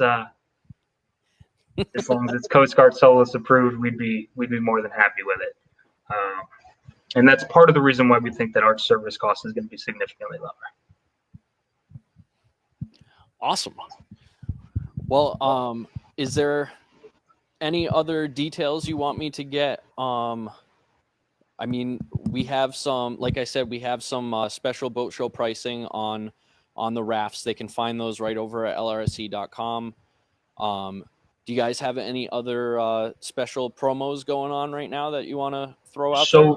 So your best pricing is always going to be through boat show pricing is the best deal that you're going to get basically all year. But other than that, outside of it, if you guys aren't ready to buy something right now, LRSC is probably the most competitively priced service station in the entire country, and they are absolute professionals at what they sell out of their shop. So an issue I used to have is that someone would call, where I previously worked, get all of the information that they needed from me, and then buy it at the absolute cheapest place online after spending an hour on the phone with me. Support the guys that support you. LRSC is nice enough to do this kind of virtual boat show. They have very competitive pricing. They will be with you from the day you purchase the raft until the day you decide to get a new one. So support those guys. Support small businesses rather than just buying from the biggest place on the internet that you can find at the absolute cheapest price. More often than not, you're going to get a better deal from LRSC in the long run anyway, once you get through the fine print. And these guys are great. They are professionals. They know everything about every single life raft on the market. So they are the place to go to purchase one of these for sure. We appreciate those kind words, Mike. Really do. I appreciate your time too. This thing came together pretty quick and kind of last minute. But thanks again for joining us. The boat show pricing, all that stuff. Please stay in contact. I think now that this has been put out into the universe, I think everybody's gonna kind of want to do a little this kind of stuff in the future. So yeah, please stay in contact. And do you have anything else you want to go over before we take a break? Is there anyone have any questions? Look, we've been to hundreds of trade shows over the years. We have heard everything. There is no stupid question. So if anyone has one, just shoot it out in the chat, and I'll be more than happy to address it. All right, yeah. Let's put that out there to them. Where are you guys located, by the way? So our headquarters is, and our main warehouse is in Raleigh, North Carolina. That gives us pretty good coverage pretty much everywhere on the East Coast. It's about 3 days shipping time up to Tiverton, Rhode Island, where LRSC is, and about 3 days down to Miami. So you're centrally located right in this middle of the East Coast. And so Raleigh, North Carolina. I'm currently in New Jersey, and we have a salesperson in Florida. So we have pretty good coverage across the entire coast. And where's Keeney? Is Keeney in North Carolina? Keeney actually lives in Jacksonville, Florida. Okay, gotcha. Yeah. Well, that's too bad. Well, yeah, I think we've got 11 people on here. I unfortunately can't see who they are, but if you guys have any questions, feel free to drop them in the comment section. We have special pricing on the Rafts. You head over to lrsc.com to see that special pricing. We are doing a boat show giveaway. You can tag someone in the comment section and share this to be automatically entered. Yeah, fun stuff. We'll be here until 5 o'clock. So, Mike, if you are sitting at your computer, I'm sure, are you working from home today? Yes. Yes. We've been working from home for a while now, but yeah. I feel your pain on that one because I am doing the exact same thing. But hey, if you find yourself on Facebook throughout the day, we'll be here till 5. Feel free to drop in the comments section and interact with us if you get the chance. Yeah, absolutely. Thank you very much for having us, Jesse. We definitely appreciate it. And thank Jim for all his support too. I absolutely will. Tell Keeney I said hi, and I will. I'll catch up with you guys soon. All right. All right. Thank you very much. No Bye, problem. guys.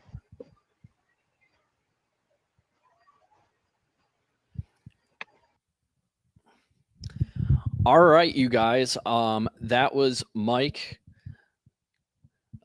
Richard says several people either went overboard or had to abandon ship in the Vendée Globe. Do you guys have any learn any interesting lessons? You know what? I may ask Brian at some point. I will, Richard. I'll follow up on that. Let's see if he has any thoughts on that. But we are going to bring Jeff back in just a few minutes. We're going to take a quick break and reset everything. And yeah, we'll be back in just a few minutes. All right.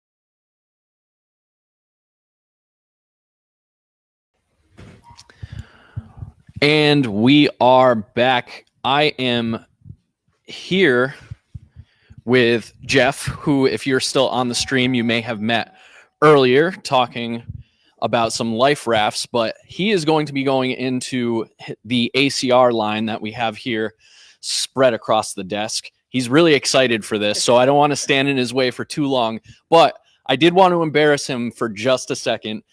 Jeff has helped us out putting this whole thing together quite a bit. He did a lot of emailing. He also is the one responsible for kind of facilitating the giveaway that we're doing. So if you're not familiar with the giveaway, we are giving away an ACR rescue flare, which we will be playing with here in just a few minutes. We are also giving away a Mustang 3183. All you have to do to enter to win one of those items is go ahead and like this video, tag somebody in the comment section, and share, and you're all set and ready to go. So I don't want to stand in his way too long because he's like a rabid dog over here. So I'm going to let him go. All right, go ahead, Jeff. Thanks, Jesse. All right. Thank you for those who missed the Viking portion. My name is Jeff Earl. I work for Ocean Marketing. We're a rep group. And we do, among other lines, we do ACR is one of our larger lines that we have. We represent it up and down the East Coast of the United States. We've had it for, I think, 20 plus years now.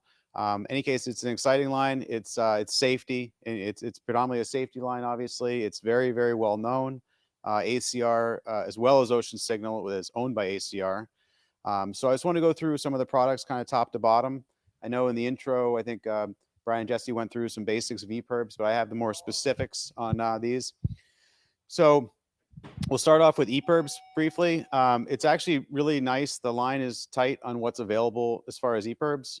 There's the V4, which is an ACR product, and then there's the EPIRB 1, which is the Ocean Signal product. So it keeps it very simple on what you're going to choose. And we'll go through real quick. The V4 is this guy right here. This is a Cat 2 on the bracket. I'll show you the difference between Cat 2 and Cat 1 in a moment. So the V4 is a great EPIRB. It's a 10-year battery. It's user replaceable. Transmits at 5 watts. It'll transmit for a minimum of 48 hours.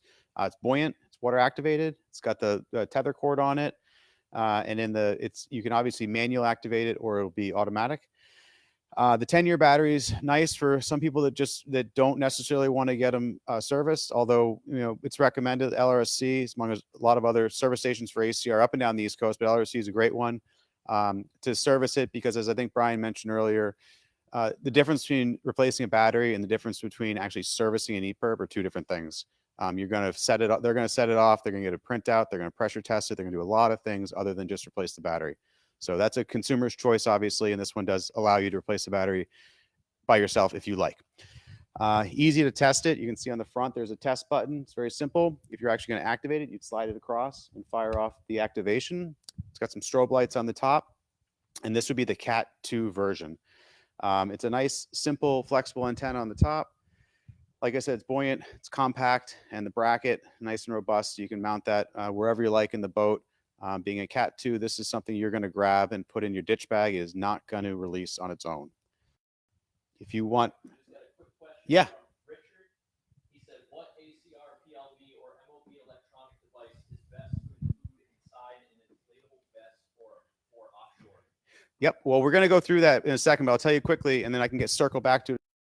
You'd either do an MOB1, which is an AIS-driven safety device that would go into your inflatable, or you would do PLB. PLB is going to be a 406 signal driven. So I guess the quick difference is go in the water and that MOB1 activates. It's going to show up on the boat you came off of under AIS or boats around you as a man overboard target. If you go off, and that's likely goes off. If you go off the boat and you trigger your PLB, the boat that you went off of isn't going to realize you triggered your PLB, but the Coast Guard will. It's going to go up to the satellites. That's the big difference, but we'll go over those in a minute. If that's all right. So real quick to Cat, excuse me.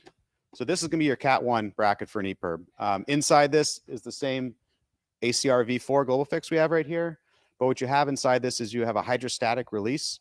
God forbid your vessel goes down, you couldn't get to your EPIRB in time, and as it starts going underwater, the hydrostatic release gets a certain pressure on the canister, and it releases it. It'll pop to the surface. It's water activated. It'll fire off. These are always mounted on a boat in a location that does not have any obstructions. So, for example, sailboat, you're probably going to keep it more towards the transom so it's not going to get caught in the rigging. A T-top, it'd be up on the T-top top. Bridge deck, it'd be even further up. It needs to be in a place where when this does release, it can successfully get away from the boat and come to the surface. At that point, either you're in the water, you're in a life raft, wherever you're at, your EPIRB will be coming out. The nice thing about these as well, I'll put this down for 1 second. I don't know if you can still hear me or not, but you can also manually do it. So if this is up there and it's getting to be a situation where you're getting real nervous and you're not sure what you want to do, you can easily take this out of it without having to leave the hydrostatic, put it in your ditch bag, and be ready for whatever may be happening. So it's not something where just because it's a Cat 1, it needs to stay in there the whole time. It's just it's an added feature you can do. Thank you. No problem. The other EPIRB that we do is the Ocean Signal. So the EPIRB 1 is the smallest EPIRB on the market. So basically, real quickly, Ocean Signal is a European brand that ACR acquired several years back. Their technology is cutting edge, just like ACR's. It's just the brands are known differently in different countries. Ocean Signal's been gaining more and more reputation in the US. It's a very robust, small unit. It's got the 2 strobe lights on the top. It's got gold pin connectors that automatically fire it off. Also a 10-year battery. You'd need it serviced by a service station. It's not user replaceable. It's going to go for a minimum of 48 hours. It's got a simple antenna that you'd pull out the top. And nice small bracket, so it's really compact. It's priced pretty similar to the V4. It's a couple dollars less. ACR and Ocean Signal pricing is all protected by MRP, so you're not going to see them discounted. So you'll see these around, and this is probably, I think it's 10 or 15 bucks less than the V4. The Cat 1 and the Cat 2, and the Cat 1's a little different. The Cat 1 this year, Ocean Signal just came out with, and it's really slick. It's small. So we showed you a second ago. That was the Cat 1 for the ACR. This is the Cat 1 for the Ocean Signal. Really small mounting space. The whole pattern on the back of it matches up to a McMurdo and it's escaping me, the other manufacturer. The holes match up, so it's easy to replace. The nice thing is it's very small. So similar to the ACR V4, it's got the hydrostatic built in right over here. You've got the EPIRB mounted in here, and it's just nice and easy and compact to go. The production version for the customer shell, very similar to the AR. When you do have a Cat 1 EPIRB, you want to keep in mind that you're going to need to service the hydrostatic every 2 years. So even though the EPIRB is good for a 10-year battery, you're going to want to test it annually. Make sure you're good to go, but that hydrostatic is going to need to be serviced every 2 years.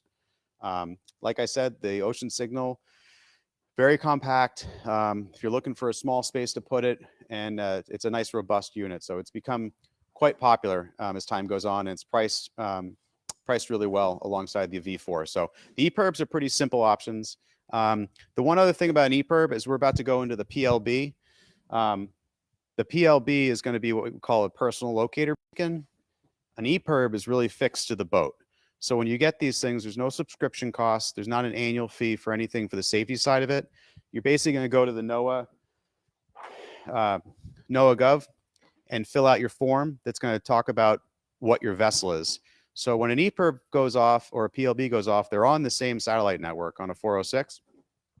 But the difference is when that EPIRB signal goes off, they're looking for a 36-foot powerboat, white hull, tan deck, superstructure, and it's got the registration, it's got the contacts, this and that. When a PLB goes off, which we're going to talk about in a minute, they're looking for John Smith, 37 years old, boats in Long Island Sound, and he has a couple contacts. So that's kind of the difference you want to look at there. EPIRBs are really for the boat. A PLB is for the person. So that's just the one difference you want to make as you go through it, because the price comes down a lot for a PLB, but it's just a different kind of safety. All right, so if we get into the PLBs, ACR has done PLBs for years. We did the newest version a few years ago.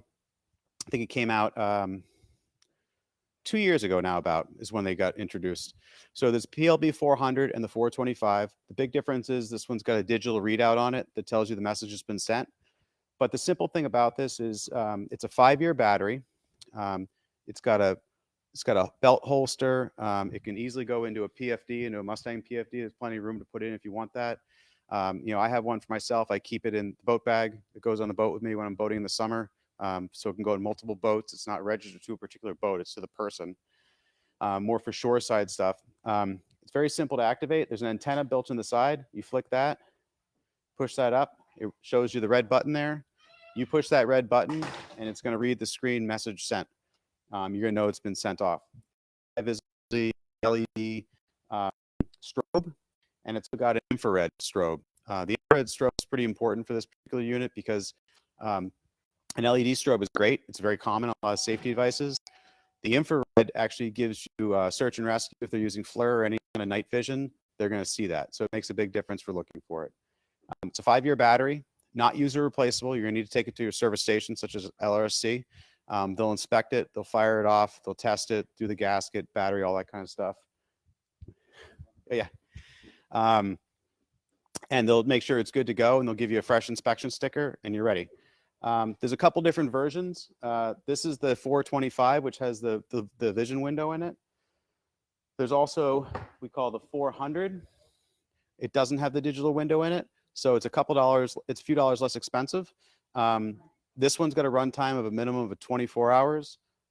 The 425, the view, is 28 hours minimum. So they're, as you can tell already, we talked about the EPIRB being 48 hours, and this is 24 to 28. The EPIRB is a more offshore boat oriented, and this is a little more inshore. You could throw it in your backpack when you're going hiking in the mountains, backcountry skiing, mountain biking, whatever you want. It's a good way to have a nice safety device if you're out of range of cell phones. So those are the PLBs. The other PLB that's an Ocean Signal product is the PLB1. This is all the same features as the ACR version. Big difference, this doesn't float. Those two ACR units will float. So if you drop it overboard, it's going to bob like a cork. You're going to grab it. This one, not so much. But it's the smallest PLB on the market. It has all the same features. It actually does have a little foam jacket you can put around it, which gives it some flotation. Easy to throw in a bag or whatever else. So another good option, a little less expensive than the ACR products. Let's see. So MOB1, which the gentleman asked about a minute ago, we just did the PLBs, which we talked about was really for the person. So MOB1s are required now on a lot of offshore races. I think LRSC guys could tell you more. I mean, we obviously sell the safety that you're more likely in an offshore situation, say between here and Bermuda, you cross the Gulf Stream, it's a nasty night, you fall overboard. You're far more likely to be rescued from the boat you came off of than by search and rescue. You're that far offshore. So the MOB gives you a great chance, which is why it's required on a lot of races. So MOB1 fits very nicely.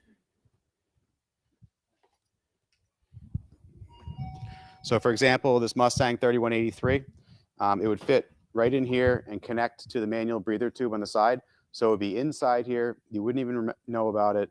It's just part of your gear. And if the PFD inflates because you've gone overboard, it's going to pull a little cord on it and automatically activate it.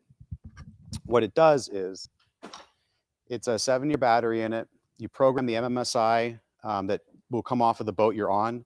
You can change the MMSI if you're someone who races on all sorts of different boats and you're doing one boat 1 week, one boat the next, or different offshore races. You can reprogram that MMSI. But what it's going to do is it's going to be with the MMSI off the boat you're on. It's going to trigger the alarm on the VHF system, and sugar, and it's going to trigger the alarm on it. That's going to do a man overboard and make you a target on the AIS system. So it's a really slick unit. It's a great safety device. In a perfect world, you'd have this and a PLB. It's kind of belt and suspenders kind of thing. But this definitely becomes very important racing, and it's required on a lot of races now for offshore. So that's the long and short. These are, I think, 289-ish, somewhere around there. The PLBs are going to range from around 299 to 349. EPIRBs are going to be in the 450 on up range to maybe 650, depending on Cat 1, Cat 2. And like I said, ACR and Ocean Signal run an MRP program, so the pricing is set. So it's the kind of thing where you really, it's trust where you get it from, what your source is. LRC is obviously a great outfit, and we have a large representation of dealers throughout down the East Coast. All right, so that's EPIRBs and MOB1s. I don't know if there's any questions or if that's just keep on rolling. Just Richard, the one that you answered the question for, he was just all about what you were just saying. You liked it. Okay, good. All right, Richard, good stuff. Other than that, we have a nice assortment. I'm saving the best for last, which is the new Rescue Flare, which is a pretty exciting product that just came out. But real quick, I'll say they have a nice, LRC's got a nice selection of the lights. There's manual activated, there's water activated strobes, all sorts of lights here. Another piece of gear that you're going to want to have on your PFD tucked inside. So if your PFD goes off and you're in the water, you're going to have a strobe on. Water activated is really the best way to go. ACR also does a nice line of ditch bags. Ditch bags are great. There's two different sizes. There's the Express and there's the regular size. We'll talk about that in a minute when Scott comes in about what goes in a ditch bag, but it's a nice thing to have on the boat. Pretty inexpensive, then you can pack them up. The other product we have is called OLIS. And we don't have the board here. We can go into a little bit, but it's a Bluetooth driven man overboard system that's either a tag or a float on. That's a great little system that ACR has. We also have, it's called the Guardian for an ignition kill for your boat, which has a wrist piece you're going to have on. Is that the thing? Yeah. I can show you basically. Thanks, Brian. You're kind of on. You're on the side. So OLIS is a really great piece of technology that ACR has brought to the market. I got to tell you, it's an awesome boat show piece. So I wish we were at a boat show telling you about it in person. But there's a small tag that you put on your wrist like a watch. It's going to be a Bluetooth, and you do the app right on your phone. And if you go out of range of it, it fires off a signal. So it's an emergency, kind of a man overboard thing that different range goes. The other piece you do would be the tag, or sorry, the float on, which has a water activated strobe light, and also turns off and also does the man overboard signal. So your phone basically it'll make a loud buzz. It's loud. It's like a weather alarm on your VHF kind of type deal. And the other really neat things they have are the Guardian, and then there's extenders for larger boats. But the Guardian is particularly interesting. And you could ask any NMEA installer you have. LRSC has some information, and they could always refer. I'd be happy to talk to you more about it. It's an ignition kill system. So it's going to be wired into your ignition on your boat. You're going to put on the little wrist strap or the float on, and you're out fishing by yourself, 6 a.m. in the morning out near Narragansett Bay, whatever you're doing. And God forbid, you're just trolling, but God forbid you go overboard, boat's not coming, it's going to kill the engine. So it's a really great piece of technology. They're not super expensive.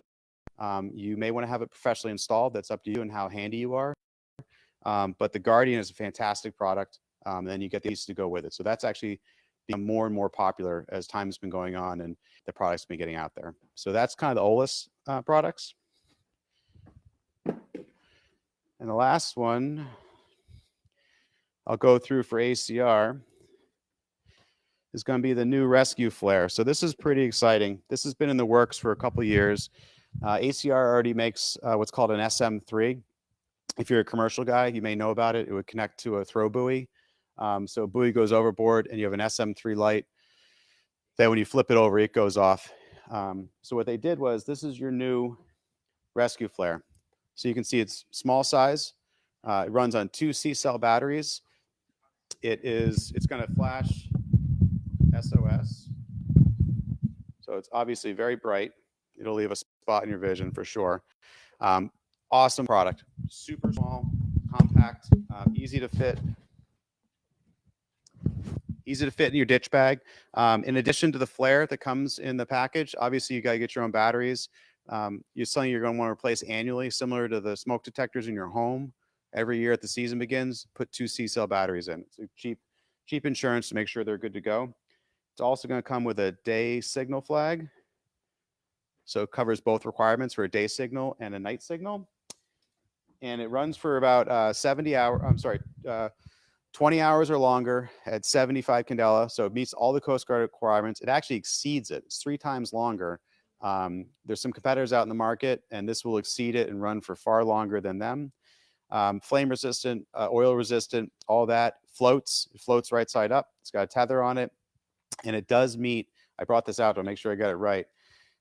So it's the nighttime visual and the daytime visual U.S. Coast Guard regs are both met, and then combined with that on your boat, it meets the 33 CFR 175. So it's a replacement for the carriage of pyrotechnic flares. So it's a really nice thing. As we all know, flares go every 3 years. Not saying it's going to necessarily replace the flares, but it's another tool to have in your arsenal for safety. And they're going to retail at $69. So it's a great value. It's kind of an easy thing to, in my mind, it's an easy buy to have for your boat as a safety. You're going to add it to your ditch bag, add it to your safety box on the boat, whatever you think you want to do. So that's the new rescue flare from ACR, $69. I think it's going to be a hit this year. It's a nice little product. We just had a quick question, Jeff. So that rescue flare obviates the need for traditional flares for USCG purposes? Question mark. It meets the U.S. Coast Guard requirement for pyrotechnic, and you have to have both. So the day signal that comes with it, and this meets the requirement for the U.S. Coast Guard. Not for commercial, it's for recreational. Yep. And like I said, a lot of people are going to have, depending on the size of your boat. I know I have a boat. One of my boats is I have a gun and I have handheld flares because it's a requirement. This kind of thing, I'd put it on both boats just to have it. It's like I said, it's belt and suspenders. You're going to have two things. So pretty awesome new product. LRC will have them in stock, $69. They should be a nice, easy add-on for people. The ditch bag, I think we were going to talk a little bit. If Scott wants to chime in on what goes in a ditch bag, if he's in his office there.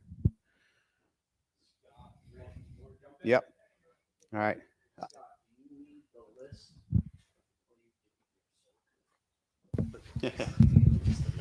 So we talked briefly about the ditch bag that ACR makes. They make two sizes. They make the rapid ditch and the express bag.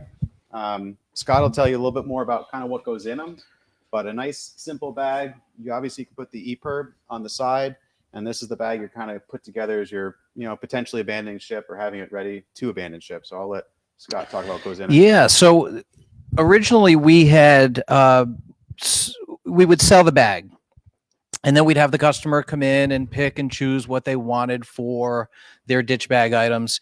And we found that a lot of customers were really unsure of what should go into a ditch bag. So yeah, absolutely. Yeah, we're going to take a 2-minute break, and then we'll be right back.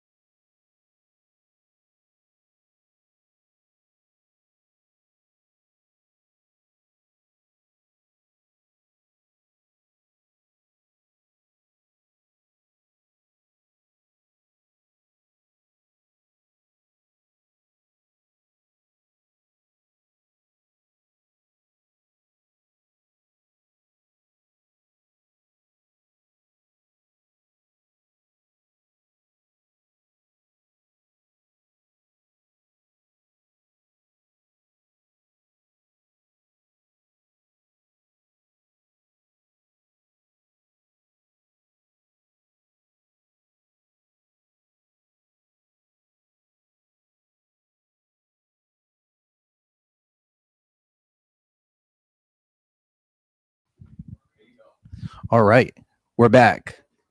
How was that break? It's good. Yeah, it was pretty good. Yeah, food was good. Buffet is excellent. So anyway, what we were talking about was the ditch bags, and everybody that owns a boat should really have a ditch bag to supplement their life raft and other gear that they have. So one of the major concerns that we had with customers sort of putting a ditch bag together was they weren't quite sure what to put in a ditch bag. And, you know, people come in off the street and we talk them through everything, but we decided to come up with our own ditch bag complete. So you just walk in and you can purchase. Where'd my ditch bag go? There it is. The ACR ditch bag, and we do the coastal version and we do the offshore version. So the coastal version has the ditch bag express and the offshore version has the rapid ditch bag. And like Jeff had mentioned, the ditch bag is larger. The rapid ditch bag express is a smaller version, more for coastal use. So I have a list here of items that we thought would benefit the customer. You know, so what we have for the coastal ditch bag, and this is a complete unit. The normal price on this is $758, and right now online you can see it for $699. The offshore is normally $1663, and right now it's $1595. So what you get in a coastal, you'll get the ditch bag, you'll get some flares, glow sticks in there as well, a floating knife, emergency drinking water, flashlight, batteries, thermal blankets, which are really important as well, signal mirror, waterproof notebook. We also have seasick pills, which is a really important thing to put in a ditch bag. And what we normally say is if you have to abandon ship and get into a life raft, take the seasick pills first. You don't want to wait because it'll be a mess. We also have dye markers, air horns, stay plugs, which are repair plugs that you can use on the boat. We also have a medical kit and a medical book, and that's the coastal. It's pretty basic, and you can pick and choose what you want. If you want to build your own, you can do that as well. You know, this is an easy way. Come in, grab it, and go. The offshore version has almost the same stuff. You get more quantity in this. We also have the ACR V4 Category 2 EPIRB that comes with the kit, which is an added bonus. So that's already in there. The marine medical kit is in there as well. And then we have hydration pouches, which is a new thing that we just started carrying. And let me go grab one. So this is called the Seal water filter, and we can put these in the ditch bag as well. So I did a little experiment with these, and you can put this in salt water. It's a little pouch, and over the course of time, it starts to desalinate. So it'll pull the salt out of the water and any impurities. So you basically have pure drinking water with a great grape taste. So these are selling like crazy. Put it in the ditch bag. We put them in life rafts as well. So this is an option as well. You're gonna add a rescue plate? We can add that as well. Yeah. So Seems like it'd be a nice thing. It's so compact now, which is nice compared to previous ones that have been on the market. It'd be simple to fit in there. yeah, that's a great addition. We have a lot of customers looking for the rescue flare right now, so we can put that in as well. And like I said, these are customizable, so you don't have to grab the one that we have. You can take things out, add things. We're flexible, so whatever you need, we can put in there. Cool. Yeah. That's great. It's a nice, good thing to have, obviously. And like you said, the nice thing is with the ACR, you got the two sizes. So to Scott's point, that's your bigger, I'm going offshore. This might be more inshore, kind of whatever you want to do. Right. And it does have buoyancy. Yep. And the reflective strip on this as well. So it really shines at night. And they're not waterproof, so they're kind of keeping them in a dry, cool space in Right. the boat. You don't want to throw them in a damp lock or anything else. You want them accessible. And then, God forbid, you think you're going to need it, make it even more accessible. Right. And a lot of people will, if they have the Viking life raft, they'll put the ditch bag on the side of the valise and it's all ready to go for you. So, and if you had a Cat 1 or a Cat 2 EPIRB in a bracket, whether it be in the hydrostatic in the shell or that, if you think you need your ditch bag and you're getting worried, you're going to take that EPIRB out of its bracket and put it into the bag. absolutely. Right in the end there. Right. And the water activation on a Category 2 EPIRB in the bracket, not so much. So a lot of people don't know that as well. So I do find some ditch bags that come in here that are in for inspection, and the customer doesn't realize that the Category 2 EPIRB that is in the bracket in their ditch bag is not water activated. It's only water activated once it's out of the bracket. Right. So read your manual. Yep. There's a tab on that. Yep. Yes. Exactly. which generally you mount the bracket in the boat. Exactly. You'll be pulling that off. Yeah. Yep. Jeff, we have a question. Yep. What is the burn time on the rescue flare with one set of batteries? It's 20 hours. So it's three times what the Coast Guard recommends. Okay. 20 They couldn't hear me say. Oh, sorry. And it's 20 hours. And I think it's 20 hours at, just to be technical, it's about 60 degrees. So obviously anything with battery life always varies on temperature, but it exceeds. And the cool thing about that 20 hours is a good point to make is it burns at that full 75 candela or whatever it is. I think it's candela. Candela. Yes. For the full 20 hours. It's not a taper. So it's not the first 5 hours, 75, the next 5 hours is 65 and onward. It's a full 75 for 20. So that's a big deal. And that's ACR put a lot of time and effort into making sure it was engineered to do that, to exceed it. And that's it. I guess that's all I have to say about ditch bags. If you're interested in purchasing one of the ditch bags already made up, give us a call and let us know that you're interested, and we can make sure there's one put together for you. We don't have a bunch all put aside, so we like to get the fresh flare dates and all that. So we'll make it to order. So just give us a call at the store, and we'll set you up. The last thing I'll say as far as ACR, as manufacturer representative, if you are, a boatyard or a chip store or something, you're watching this and you don't have a chance to come to LRC, but you're going to purchase something. We have our demo van. We drive around. We cover the entire East Coast, Maine to Florida. So we can always come to you and give you a full demo. The van's got everything. Everything you see here is in there, and be happy to go through it. So, all right. You guys want to take a break? Yeah. All right. Thank you. I'll grab this from you. Thanks. All right, everybody. We are going to take a quick break, and I will be back with Jeff, and we're going to do Mustang next, right?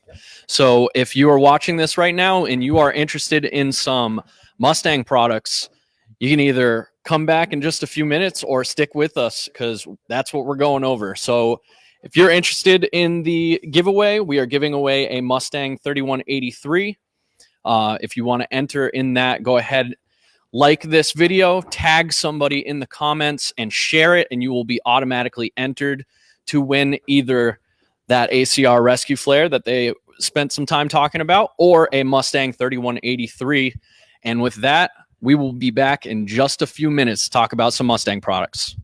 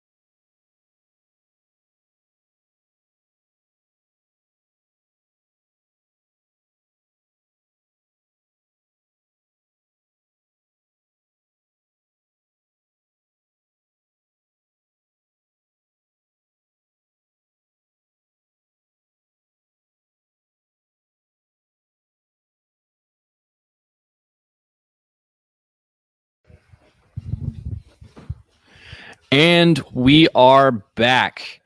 We are going to be going over some Mustang products here. And one of the products that we have here, just so you guys can see what it is, this is the Mustang 3183. This is one of our giveaway items.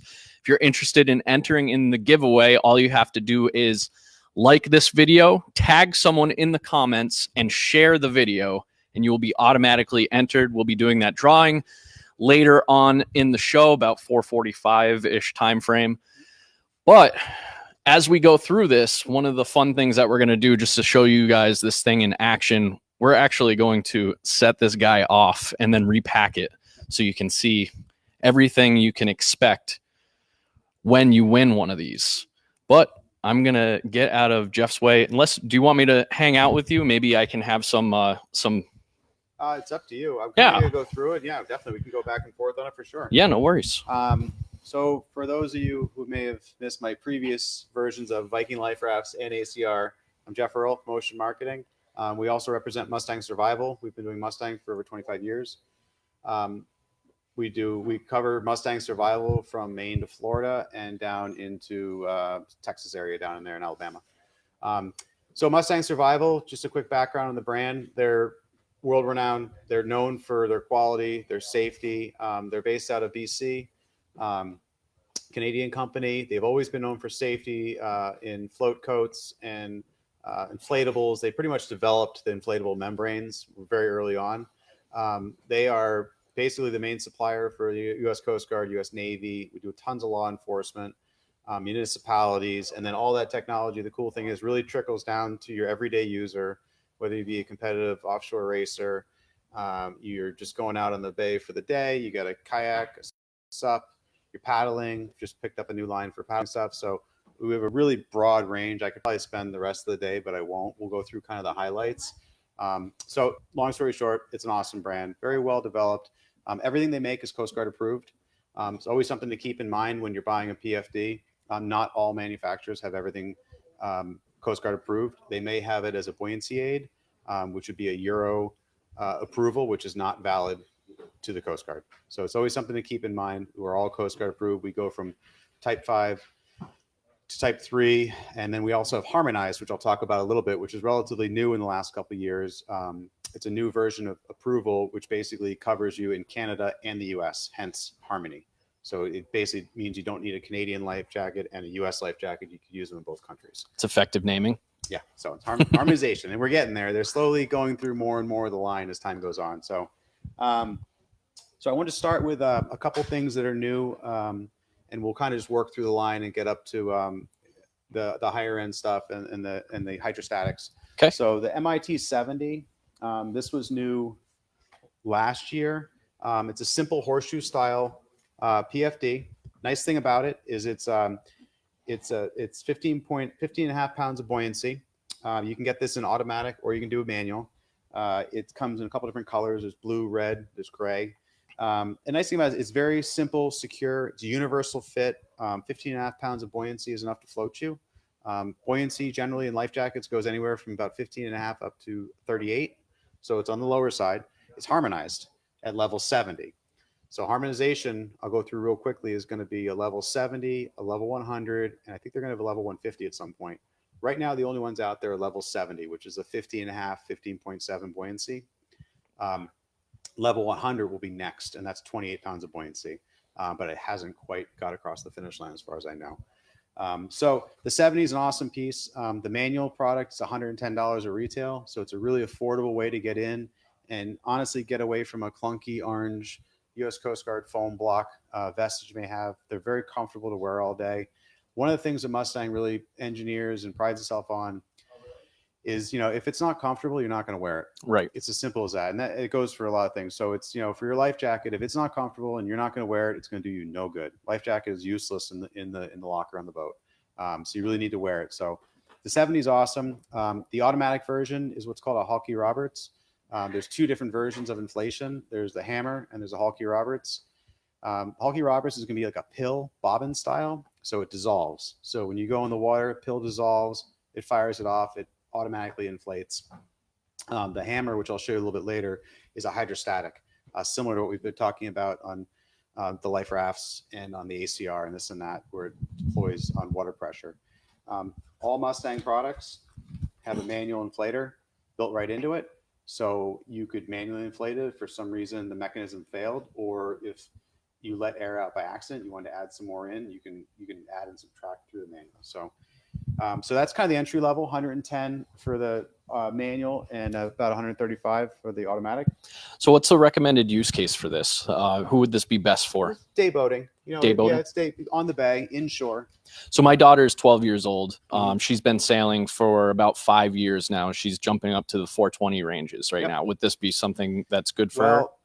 I think pretty sure technically under 16, you still need foam. Okay. So no, it's not a child's vest. Got it. It is low buoyancy and it's a smaller fit. So it could definitely wear a child. That's honestly a parent's choice. I wouldn't say either way because there's Coast Guard regulations that I won't even get into. But we also do a full range of foam stuff, which I'll get into a little bit later. We do Mustang acquired a company called MTI last summer, and there's a whole range of foam vests, which would be perfect for your daughter. It's exactly what they're for. And LRC is actually bringing some in next month. Okay. Yeah, so that should be good too. The next step up on the MITs would be the 100, which is going to be this, not it. Oh, the 100 is going to be, I got it here. You got it? Yep. Okay. Here, I'll hold this one up this time so Yep, there you go. you can relax your arm. So the 100 is going to be basically the same thing as the 70. Biggest difference is there's two big differences. It's a little bit bigger on the frame because there's more buoyancy to it, and the buoyancy, it's 28 pounds of buoyancy when deployed. It also comes in automatic and a manual. As you can see down here, there's a little window there. The nice thing about the windows is a visual aid to make sure you know it's armed. You can see, you can't see, but I can tell you there's a little green mark in there.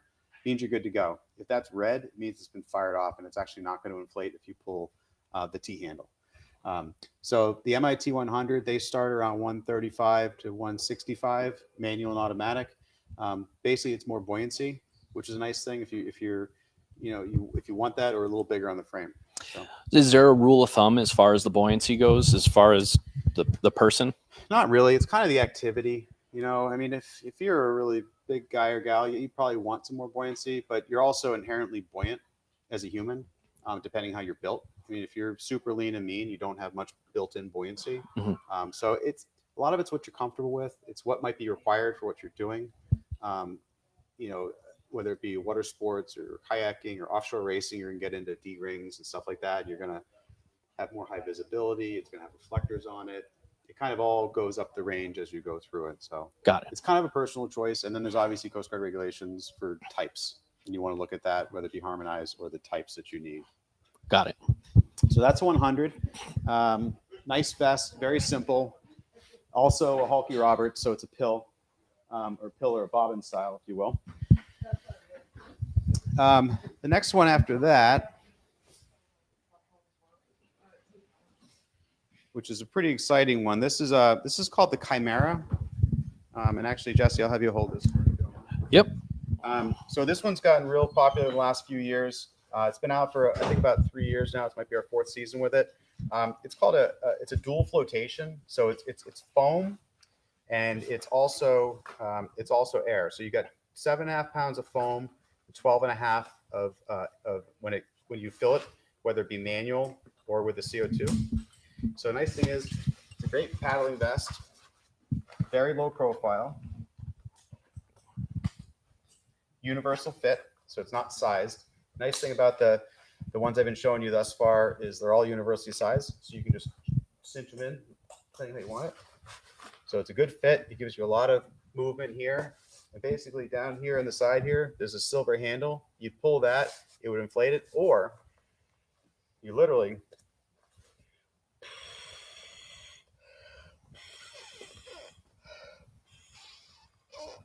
that was about 2.5 breaths, fully inflated. And you got the back as well. Wow. So it's going to have it. So the cool thing about this for water sports, sailboat racing, you can have a very lean, trim fit to it, but it's still Coast Guard approved, so it meets regulations. Paddling, kayaking, water sports, you can keep it real low profile, but in the event that you need it, in a real emergency, you pull the handle that fires it off manual. It's not automatic. Or I always tell people, if you're kayaking for the day and you're going out to the island and you have lunch, and all of a sudden the southwester fills in at 25 knots, you're like, geez, we got to paddle back. It's going to be a little sketchy. Regrets. You don't waste the rearm kit because you don't necessarily need it. Put that on, all of a sudden you got that buoyancy. And then it's very easy to deflate. Okay. So there's just a valve right at the end there. Yeah, you basically flip the cap right over. So this one is really, this is really taken off. It's been very popular the last few years. The customers see the benefit of the sleek design of it. The universal fit's really nice. Comes in a couple different colors. You can see it over here on the wall. We've got the red, the gray. Thank you. Yeah, we got the gray and the red. And you have a couple little molly spots on the top there if you want to put on a strobe light, a PLB, something like that you want to secure with it. So it's the Chimera. It's $200 at retail, or $199 at retail. Really awesome product. A little pocket on the front for a pouch where you can put a granola bar or whatever you want in there. Your phone in a Ziploc bag. It's not waterproof. So yeah, the Chimera, great product. So I definitely take a look at that. And LRC has those as well. What type of person are you seeing buying those mostly? Well, everything, to be honest with you. I mean, you see beer can racers, Jib and Main racing on Wednesdays and Thursday nights. You see them wearing the Chimera. You see paddlers. Some dinghy sailors have tried it. And they're comfortable with it. Everything. Nice. It's really across the range, and it's the outdoor market has really embraced it because PFDs have to have a certain amount of foam in them to make them legal. And what that turns into is you got to put the foam somewhere. So whether you're putting the foam down low, in the front, in the back, you're doing something. So this is basically with a dual flotation, found a better mousetrap, if you will, to have like thinner on the foam and then have the air for the buoyancy. Got it. Yeah, so they're slick. Definitely try it on, and I think most people try it on like, wow, this is just really nice and light. So that's the Chimera. Let's see. Belt pack is new this year. So Mustang has come out with the new minimalist belt pack. Very small, very simple. Comes in two colors. We got the gray over here as well. So it's 15.7 pounds of buoyancy. When it inflates out, it's that one. Yep. When it inflates out, it basically turns into basically a boat cushion, if you will. It's gonna be square. Real quick. So you'd wear this. You'd wear this around your hip. You can wear it on the back, the front. It's harmonized level 70. So if you're going out your sup for an evening paddle, you put this on. The hard master can't bother you. It's legal. Awesome. You're good to go. In the event that you need it, you can pull the T handle, which is going to activate it. It's not automatic. It's a manual. And then this, assuming you have it on like that, it's going to come. It's on your belt. You can pull this up over your head, and you still have a manual inflate if you need it, and whatever else you need. So you can lie there on your back and do what you need to. That's a great design. Yeah. So it's really nice, super simple. Packs right back into that.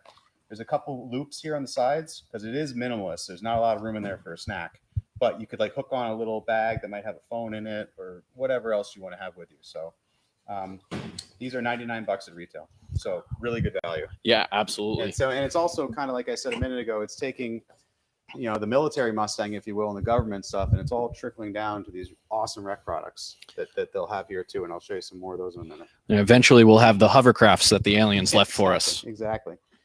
So outside the belt pack, we start getting into more of the hammer hydrostatics. So that's going to be the 3183. And that's like what I was talking about, or Jesse started off with. That would be this. The 3183 has been around for quite a while. It's a real staple of an offshore vest. It comes in two versions. This is going to be, you're going to have your regular 3183, which is going to be right here. Yeah, with a harness as well. So if you're HIT, and your HIT with a harness. So the difference here is going to be these D-rings. So if you're on a boat that's got jack lines, you're racing, you want to clip in, you're doing a Newport, Bermuda, you're going Halifax, whatever offshore race you're assigned to, Annapolis, Newport, there's a million of them, or just an overnight in the bay. I'd go the D-rings, and they can also take crotch straps as a accessory. You can buy those and put them on. So they're very comfortable. It's got some neoprene in the neck here and the back of it, so they're comfortable to wear all day, even a t-shirt on a hot night or whatever else you're going to have. It's 38 pounds of buoyancy, so it's the most buoyancy. It's a hammer, so it's a hydrostatic. So the big difference in the hydrostatic is going to be it's a pressure driven. So it gets about 4 inches underneath the water and it'll go off. So it's an automatic that will go off, but you could be rained on all day long, have a wave hit you, this and that. It's not going to go off. It needs to be submerged 4 inches to go off. Got it. Yep. So we use this chassis for a lot of them. Comes in red, black, and gray. I feel like, yeah, there's quite a weight difference between these two. Yeah, that with the D-rings is a little bit more.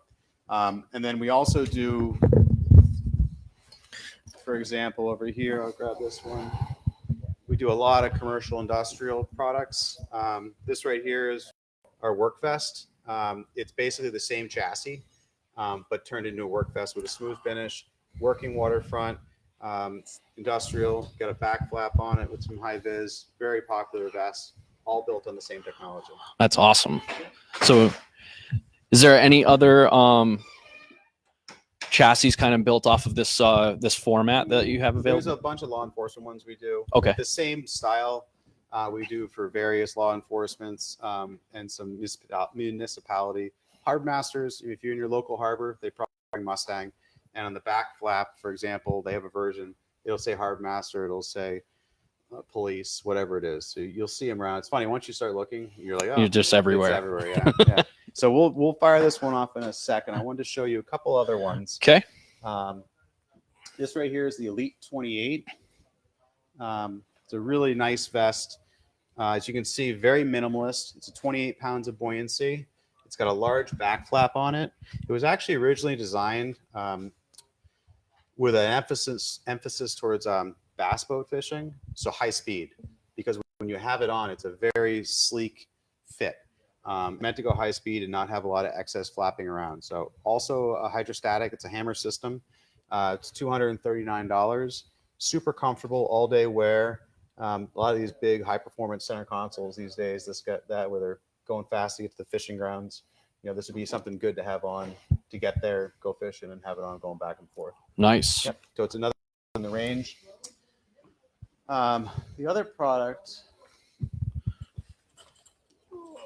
I wanted to show you. All right. Want me to hold that for you? Why don't you hold that? I got it. So this is going to be the EP38. Awesome product. For those familiar with offshore racing, they'll probably see these were on Comanche, which is a big, I think it was 100 maxi sled.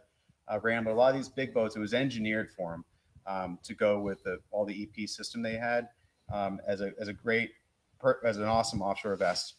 It sits high on you when you're wearing it, so you got a lot of movement to be on the deck.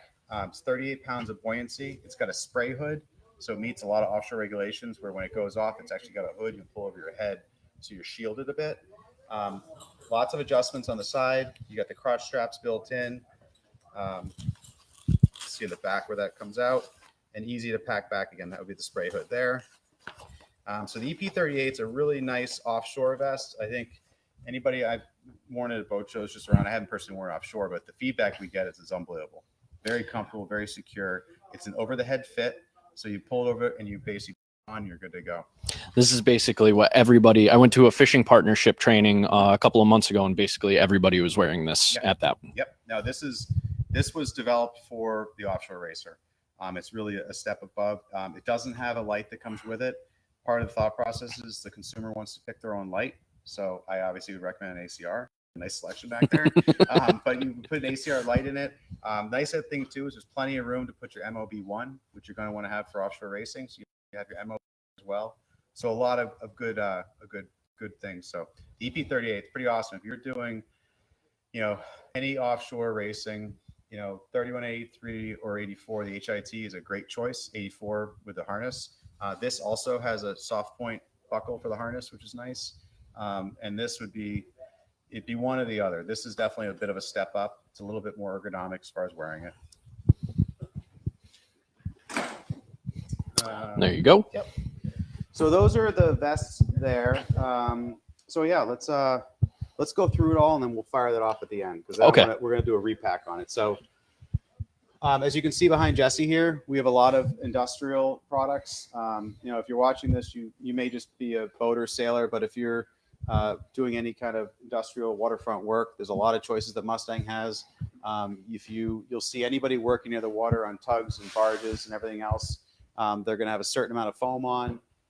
There's regulations regarding the ANSI yellow, which as you can see in this lime color over here, you have to have a certain amount showing. So Mustang's got a nice collection for that. And then we've got some regular just foam flotation. I'll show you the little legends.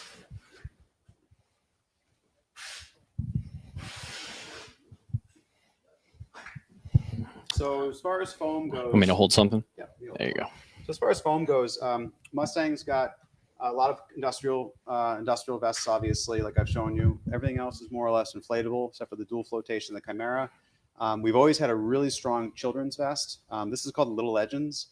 Awesome vest. Has always been it's interesting. One of the things, like we said a second ago, if it's not comfortable, you're not going to wear it. So when we work boat shows and the kids try on the vests, they try it on, they don't cry, their parents get excited. So it's one of those things where it's a very comfortable vest. The fabric's got a nice hand to it. It comes in all the weight variations. So you've got infant, child, and youth. I have a youth. I think you have an infant. That looks like an infant Yep. to me. So what's going to happen is you're going to have head pillows on them. Generally, you're going to do a head pillow on an infant and a child, and then the youth. We have one that doesn't have it if you want that. Parent's choice, obviously. It's got a nice handle on the top, so it's easy to hold Junior, whatever's happening there. Zips, all the foam, Coast Guard approved, and literally they're just built really well. They get passed down, so it's a really, and they're not expensive. They're $49 to $59 depending on which one you want. And they come in the two colors, so really good choices. Nice. Yep. So that'd be the foam, and there's a few other youth ones, but this would be what LRSC would have here. The other thing that's cool for this year, I alluded to it a moment ago. Excuse me. Last August, Mustang Survival acquired MTI PFD. A lot of New Englanders, I'm sure, are familiar with MTI. If you're any kind of paddle sports, water sports, you're into that. Sailing, they've been really big with. They were huge. They are huge supporters of youth sailing, U.S. sailing, Sail Newport, all these big organizations. They really like it, and they were super supportive of it all. So LRSC is bringing in some MTI, and we've, as a rep group, we took over MTI because we work with Mustang, obviously. So it's been an awesome line. It's foam. So it kind of goes the other direction away from all these inflatable ones. And it's a full foam line, tons of youth and children, similar to Little Legends, a little bit different. And then we've got some paddling jackets. I brought this one in just to show you as a sample I had in the demo van. This is called the APF. It's a universal fit. You know, it's a $69 foam jacket, really comfortable. You know, throw it on in the summer. And there's a lot of others. There's probably about a dozen different variations up to, you know, kind of hardcore paddling. You know, if you're doing sea kayaking and when you get lots of pockets and zippers. So the MTI line's a really nice addition to the Mustang offering. It adds a lot to the line, and it's nice. LRSC should, I believe, we're bringing in 3 or 4 different styles that should be here later next month. Okay. So it'd be nice to get those out. So come check that out. It's a nice. It rounds out the recreation side of it a bit, which is nice. Nice. So, and the foam is very comfortable. They're great. So it should be a good line. We're excited about it. So definitely check that out as well. All right. So this one, so what we can do now, if you like, Yep. is we can fire this off. Okay. And then we can repack it, which would be kind of fun. All right. Let's should you want to do that on? You want to wear it? Yeah. Okay. You want to wear it? I'll wear it. Okay. Let's do it. Sure. It's a little jarring. Should go off. So there you go. Yeah, you got it. And just on the side for the buckle, however you want to do it. Boom. Boom. All right. So we're going to throw in a tank of water. No, I'm just kidding. We'll let you use the handle. So basically, you're going to just pull that T handle straight down, and it should just fire right off. Yeah. And you can see when it does it, it's really cool, actually, right? Oh, it's all nice and cold. It blows that zipper off as it goes. And if Jesse had like an MOB1 on there, it would have been attached to this right here, and it would have ripped that cord, and all of a sudden he'd be transmitting an AIS signal. that he's gone overboard. So a bunch of things like that are cool. You can feel it's a little snug around the neck. I can tell that this but not choking you. You'd be happy you have it on. Yeah, I can still talk, as you can hear. It is definitely snug, but I can still talk. Yep. I feel a little bit like Chris Farley, fat guy in a little coat. Yeah, that. And then you have a whistle here, so you can whistle for help as needed. And as time goes on, God forbid you're in the water for an extended length of time or whatever, you can always manually add some air into it. And when you're done with it, which we will be, we'll pull it out. Nice reflective strips on it. It's high vis, and this one's the one. It's 38 pounds of buoyancy. This is what you're going to see from the EP38, the HIT with the harness, the regular HIT, Workfast. All these are high vis. Nice. Yep. All right, so now you can take this. The valve is right there. Yeah, it's gonna help you breathe. If you put your hand on that, you just keep going. And what we'll do is we'll go through it and we'll rearm it. We'll show you how simple it is. This one actually had an older charge kit that was expired. Battery died again. Hang on Okay. 1 second. We're going to take a quick break, guys, before we repack this.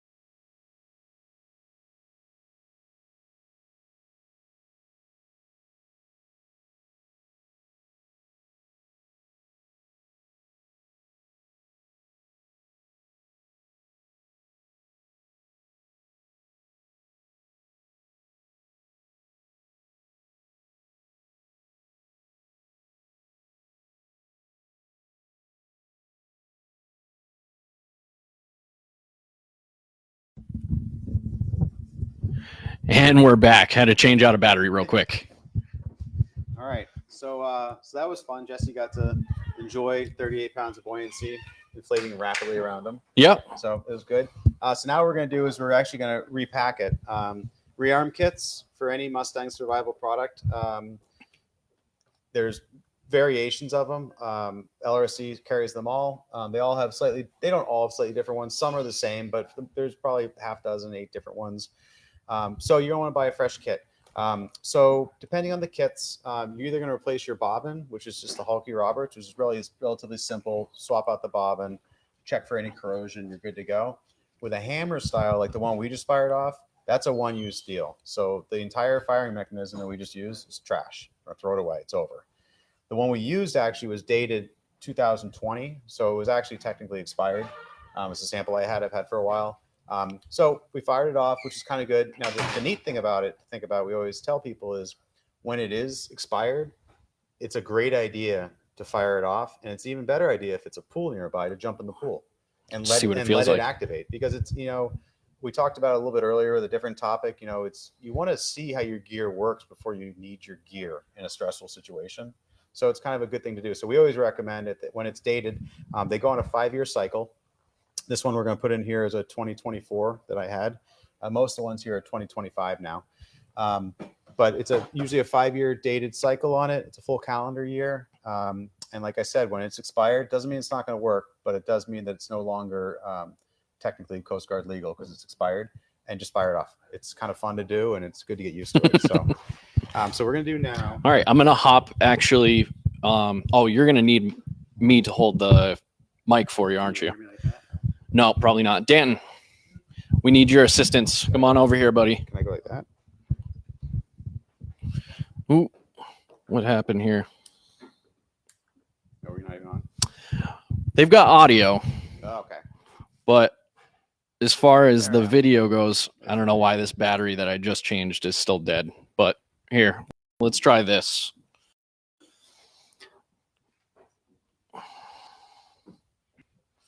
We'll switch cameras out. Okay. Sorry, guys.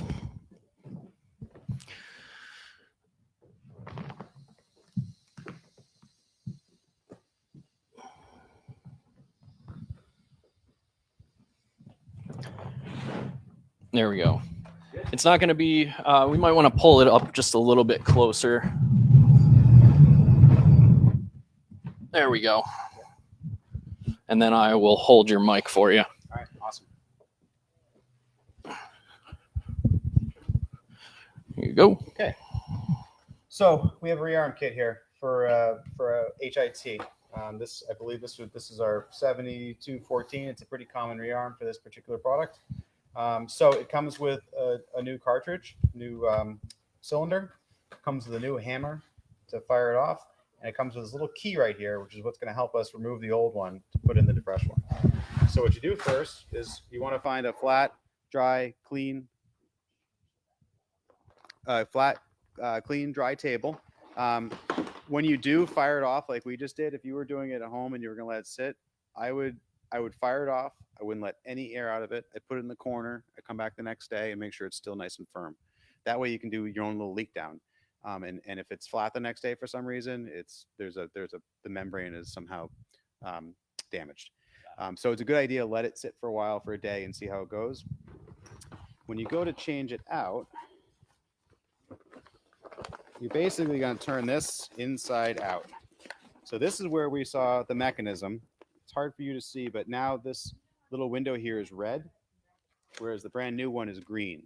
So even as a visual, if you had this on and you were wearing it and you're about to go boating and for some reason that was red, it means something malfunctioned. Either it had been gone off and repacked and someone didn't tell you, or whatever it was, but you just know that red is bad because this little lever has gone across. So what you do here is we're going to open this kit up. Hopefully it doesn't need scissors. I don't think it does.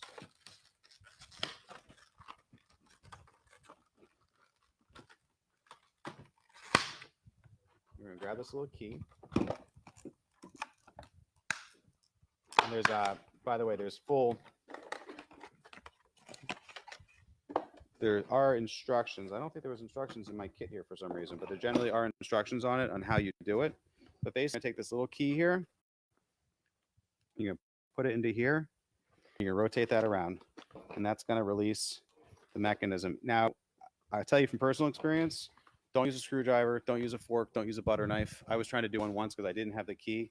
It definitely doesn't work as well. But that allows you to remove the hammer, which is what we just talked about, which is that system. And then inside here is the cylinder.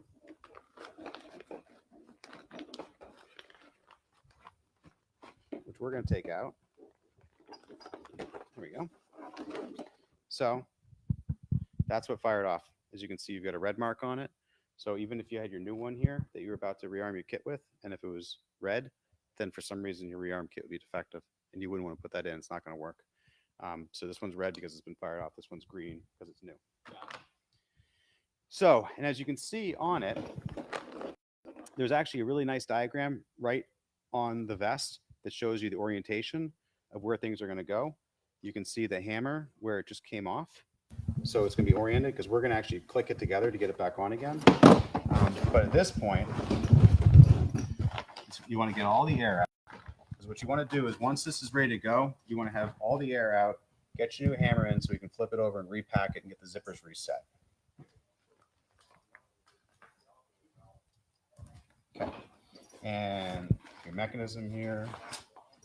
This is your old one, also dead, also red, brand new one's green. So even if you get them confused, you know that you got the right one. Got it. Okay. All right, so now we're going to take this little guy and put it back into the vest. Just work it through that hole. It needs to go entirely on the inside. Okay. And you're going to rotate it around so it's oriented as it's pictured here.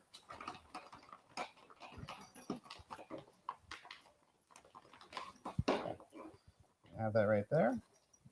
And then you're going to take, as you can see, it's hard for you to probably see in the camera, but it's nicely through the seal here, wrapped right around the outside. And it's also the canister is going this way right down here. It's pretty clear IKEA-like instructions on this. There you go, exactly. Then we're going to take this.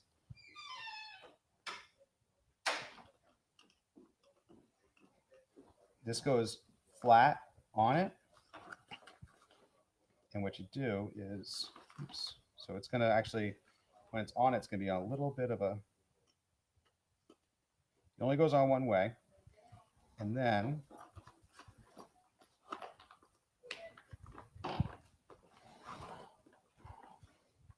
The rotation. yeah, it's got to rotate in a second. I'll get it for you. Put it on a charger. I don't know. Sorry, technical difficulties. These things happen. I don't do these every day. These guys would be able to get you sorted. It only fits on one way, and then the black is actually what is moving underneath it.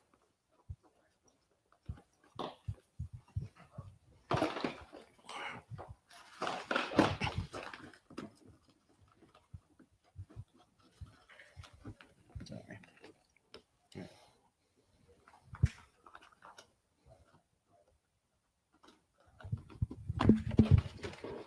There we go. There we go. Click. Once you get it right, it goes easy. So, all right. So that's as simple as that. It's clicked on. It's all green still. You're good to go. You take your pull tab and you want to tuck it through because that's going to come out the bottom. And now we're going to do that's put together. Just flip it over and start repacking this all back. Now, what you do here is you take this zipper. When it was set off, the zipper the zipper went off. So what you need to do is take it around and reset the zipper. So we're going to take this and fold it in. You can see on this side here, this zipper is only going to go up to this Velcro pouch here, and then zip it back down again. Put the Velcro back, and that's going to take care of the easy part. Once this is in here, you're going to tuck it right in the bottom. That's the easy side. This side takes a little bit more. Nice thing is you'll likely kind of have inches roughly from how it went out.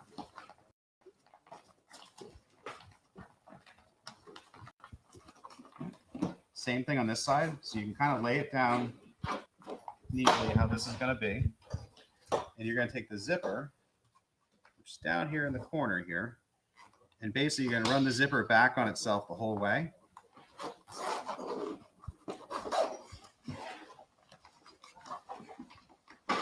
in order to restart it.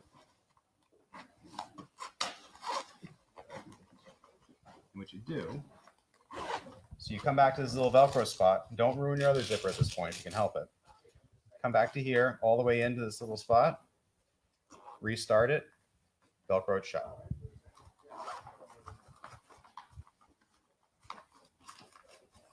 Take it all the way around.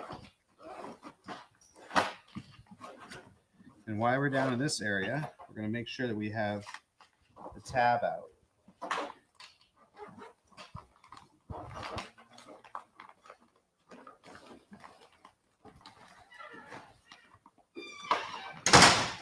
So you want to make sure that the tab for the new hammer's sticking out, which is right here now. Okay. Take it right to the end. And then what you do is you take your little zipper tab here, and just tuck it in. But you don't want to foul your tab. You also don't want to fire it off again by accident, which could be very alarming. You kind of just take the whole thing. There was definitely a little bit more pop than I was expecting. Yeah. And that's that. You're good to go. As you can see, now that it's in there, you've got your 2024 expiration date. It's green. It's good to go. All right, guys. So this is the Mustang 3183. This is one of our giveaway items. So if you are interested in entering for that giveaway, go ahead, like this video, tag somebody in the comments, and share this video, and you will be automatically entered for a chance to win one of these Mustang 3183s or one of the ACR rescue flares that we went over earlier on in the show. Is there anything else you want to go over for Mustang? Not really. This is also, I refer to it as 3183 sometimes. It's also HIT. Okay. It's a technical name, but it's a code. There's two different names to it, but it'd be the HIT or the HIT with harness. Okay. But the nice thing about this is, yeah, we gave one to you guys for the raffle, the drawing, which is awesome. It comes in red, black, and gray. And yeah, whoever gets it, enjoy. That's awesome. Be Well, safe. again, we appreciate it very much. Mustang's happy to support it. Yeah, this LRC is a great dealer, and we appreciate supporting this kind of thing. this is a last ditch effort to put this whole virtual boat show thing together. And yeah, we couldn't thank you guys enough for helping us put this together. All right. Thanks, Jesse. So we're going to take a quick break, and we will be back in just a few minutes.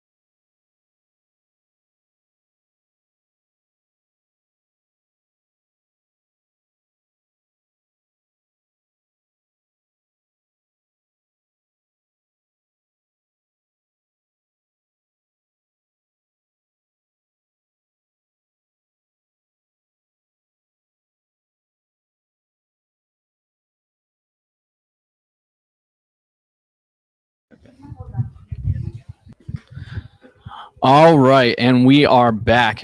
We have a special guest on the show.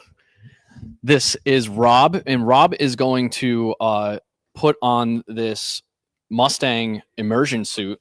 If you guys are, I know a bunch of people just jumped on here. If you're new on the stream, if you want to be entered for the giveaway, go ahead and tag someone in the comments and share this video, and you will be automatically entered to win either a ACR Rescue Flare or a Mustang 3183. We also have Jim over here. Jim is going to basically narrate what Rob is doing here. So I'm going to get out of the way so that you have some room to move around. Just mention that Rob is our fishing vessel safety drill instructor.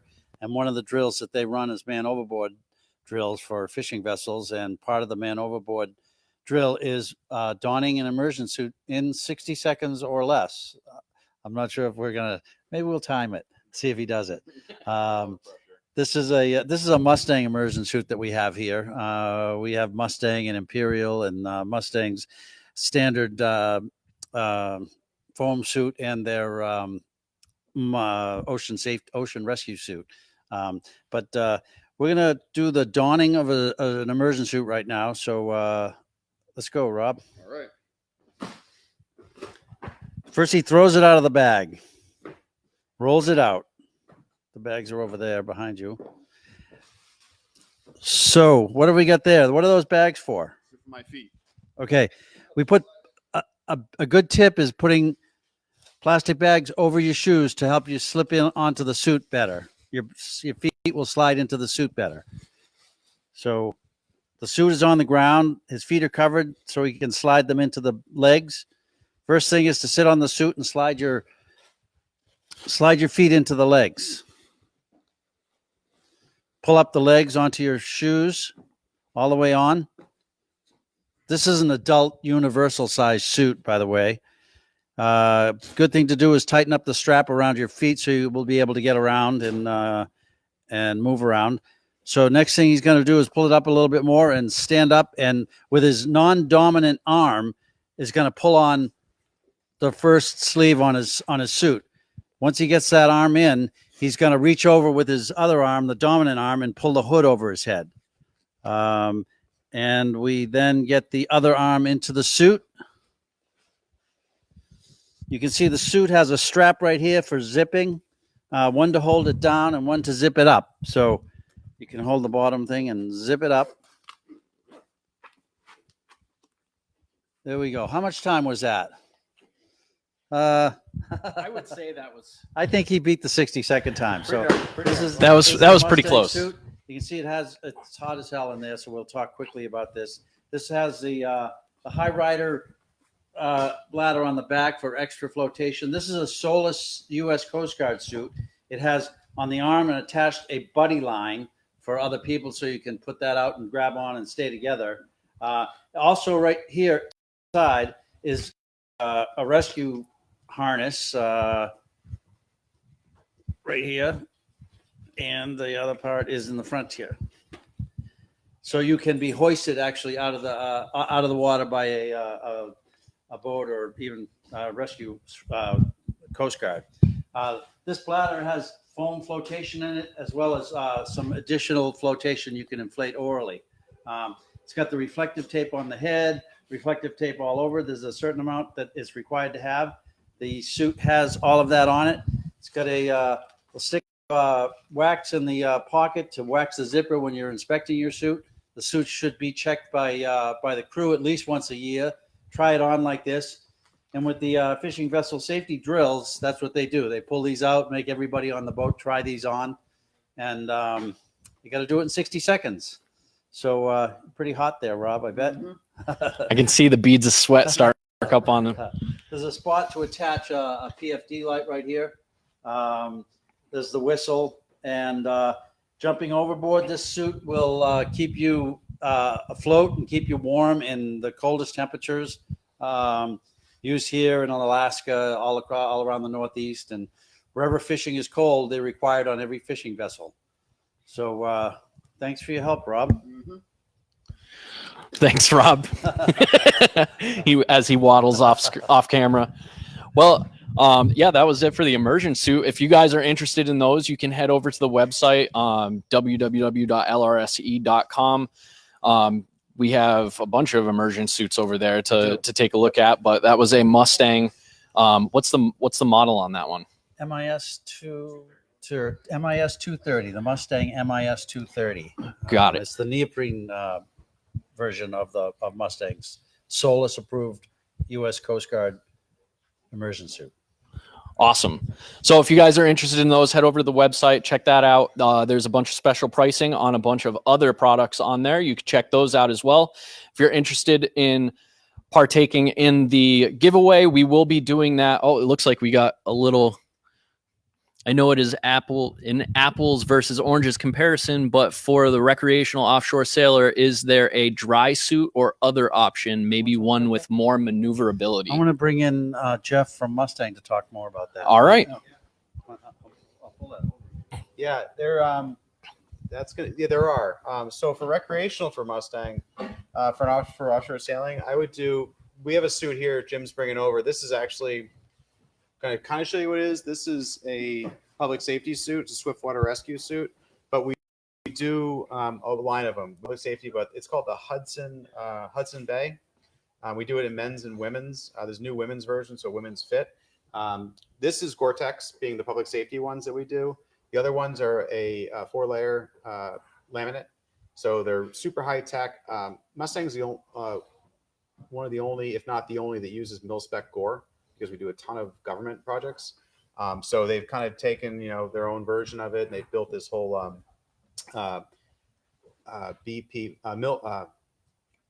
mil-spec. Sorry, it's escaping me, but it's their version of the layer laminate. So Okay. Hudson dry suit for offshore sailing, I would go with that in a heartbeat. It's going to fit very nicely like a dry suit. It's got fabric boots. It's got neoprene cuffs. It comes in a couple different color variations. You can see on the website. I believe LRC has on the website. If not, you could look at Mustang's homepage, get Mustang Survival, and look at their homepage and check it out. But any of it can be ordered by LRC. They are, I will say, they're pretty size appropriate. A large is a large, medium is a medium as far as ordering it. So I wouldn't be too shy about. I mean, you want to try it on, but you're going to order it specifically from LRC. It's probably a special order. But I would do that for offshore for sailing. It'd be a nice suit to have. It's got a brass zipper. It's got suspenders inside. It's got a lot of nice features. Awesome. Yep. Well, ask and you shall receive. If you guys have any other questions, please let us know, and we will do our best to answer those questions. We're going to take a quick break. What time is it? We got 3:54. So we're going to be doing the giveaway at about 4:45-ish. We'll be doing the drawing. So we're going to take a break, and I'll probably be back with either Jim or Brian, depending on who's available at that time, to talk about some other stuff going on here at LRSE.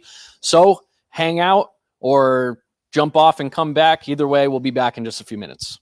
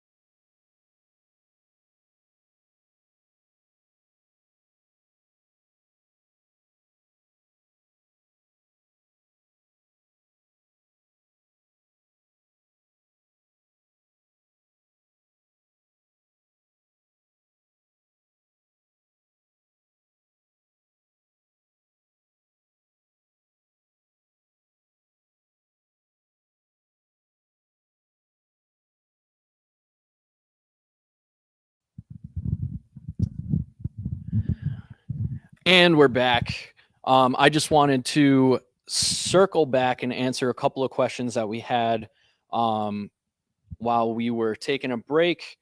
We had one question asking about what kind of boots to use while using the dry suit. I got that question answered, and it's basically anything that will drain. If you want to use an old pair of boots, old pair of shoes, the feet on those dry suits are completely enclosed, so it's not something that you really have to worry about. It's just something you want to make sure that you have something on your feet to protect the seal on the suit. And the second question was, is there a lightweight life raft? Yes, there is a lightweight life raft. You can find on lrsc.com. There is a Revere Elite, and it is on sale for the boat show. So if you are looking for a lightweight life raft, you are in luck. It is on sale right now, the Revere Elite on lrsc.com. Now, I'm going to bring Brian back onto the show to talk about this this product that I have right behind me here. And I know that for a fact, Brian has a lot to say about this because this is an exciting product that if you guys have not heard of, it's definitely something to take note of. Thanks, Jesse. And it's good to be back. It's been a fun day. I've overheard so much, and I'm glad that everybody joined us. Thank you for joining us. Of course, after the boat show is over, there's always, we're here to answer questions and email, phone, and whatever. Yeah, that smoke signals, pagers, Carrier pigeon, do it. So the FibreLight product, there are several products, and almost to the point of going online to look at life rafts, there's so many products, you wonder, where do I go and what do I buy for my boat? So probably starting with the cradle, probably should have started with the man overboard self-recovery ladder. However, here we are. So the tugboat industry is subchapter M. You have to provide a way of getting somebody back on board. So there are many products out there, and we offer something that we feel is streamlined, lightweight, easy to use, easy to deploy, doesn't take up space, and it's called the FibreLight Cradle.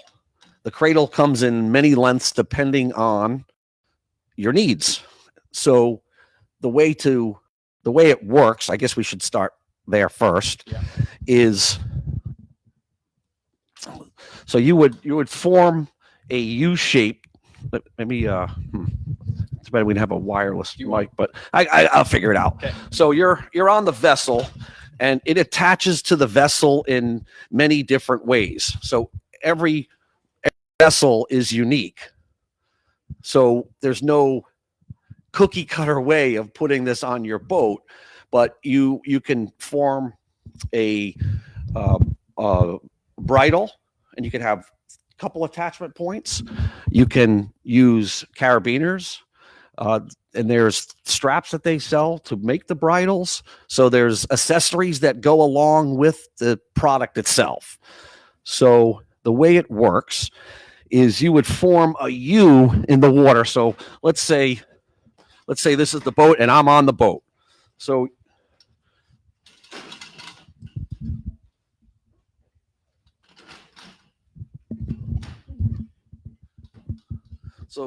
the way you would measure the cradle is something we can talk about in a minute.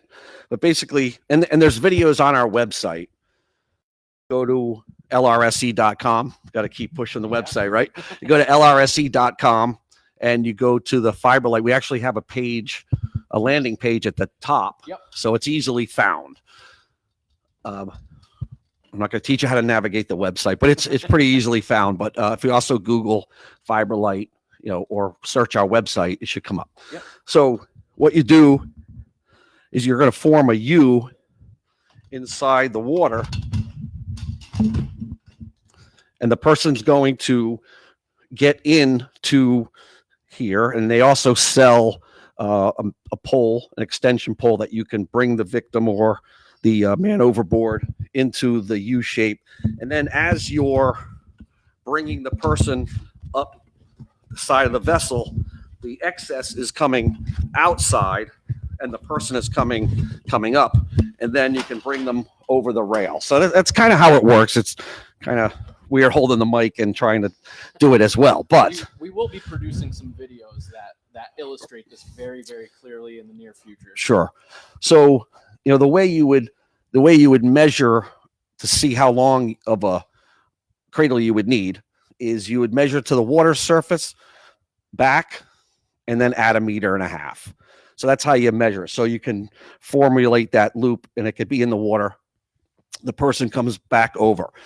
Some vessels have, you can bring them to deck level. Some people come right over the rail. Some have some of the vessels that we have sold it to have a davit, and the davit holds it and brings the person back. So there's a lot of different ways. And you want it to be 1.5 meters longer because you want it to drape into underneath the Correct. water surface. Correct. You don't want it just at the water surface. You want the person, the man overboard, the person overboard to be able to get in there as you're bringing them up. Again, demonstrating it here isn't as good as watching the 1-minute video on our website. It shows the person, what we filmed it, coming up the side of the vessel there. So they come in all kinds of lengths, and they can custom make anything. So that's the man overboard cradle. And there's also another product that we sell. Roll that over here. Important to note, yes, this is a very modular product. There are a lot of accessories that you can buy with this product that will make it fit to exactly what you need it to do on your boat. And even with those accessories, this is a very, very affordable product as compared to competing products as well.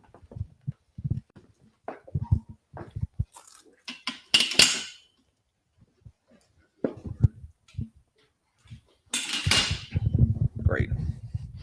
So another product that they have, and I don't want this to be a distraction on the ground, so I'll just put this over here. So another product that they sell is called the self-recovery ladder. So whether you're single-handed or you have a crew, but if you go overboard,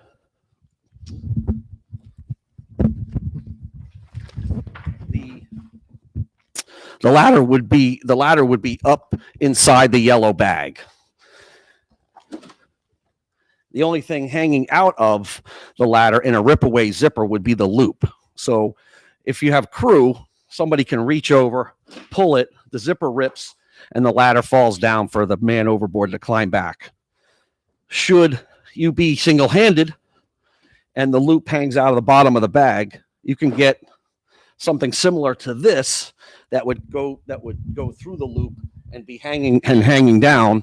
So if you're single-handed, you can grab it, rip it down, and climb. Nice. And the same thing with measurements for this, so 1.5 meters. So you would be at the last rung is actually all these rungs are all carbon fiber, so it's what makes it really light. However, on this product, this rung here is stainless steel, so it's a nice weight at the bottom rung. So you want this in the water, but the measurement would be to the water surface. Okay. So you're not rolling somebody back up the side of the vessel. You're actually conscious and climbing. Got it. So this has accessories as well. And then the other,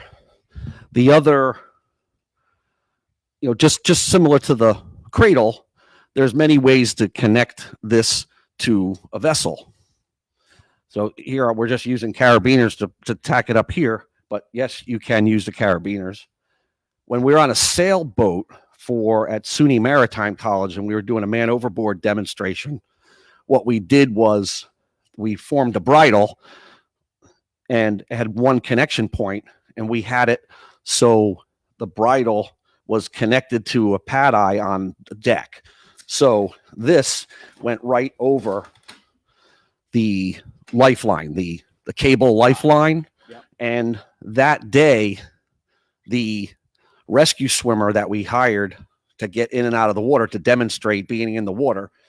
When the crowd all turned away to go back to the next class, he got out of the water all day long on this ladder. So it's, you know, when it, I know we haven't really talked a lot about man overboard today.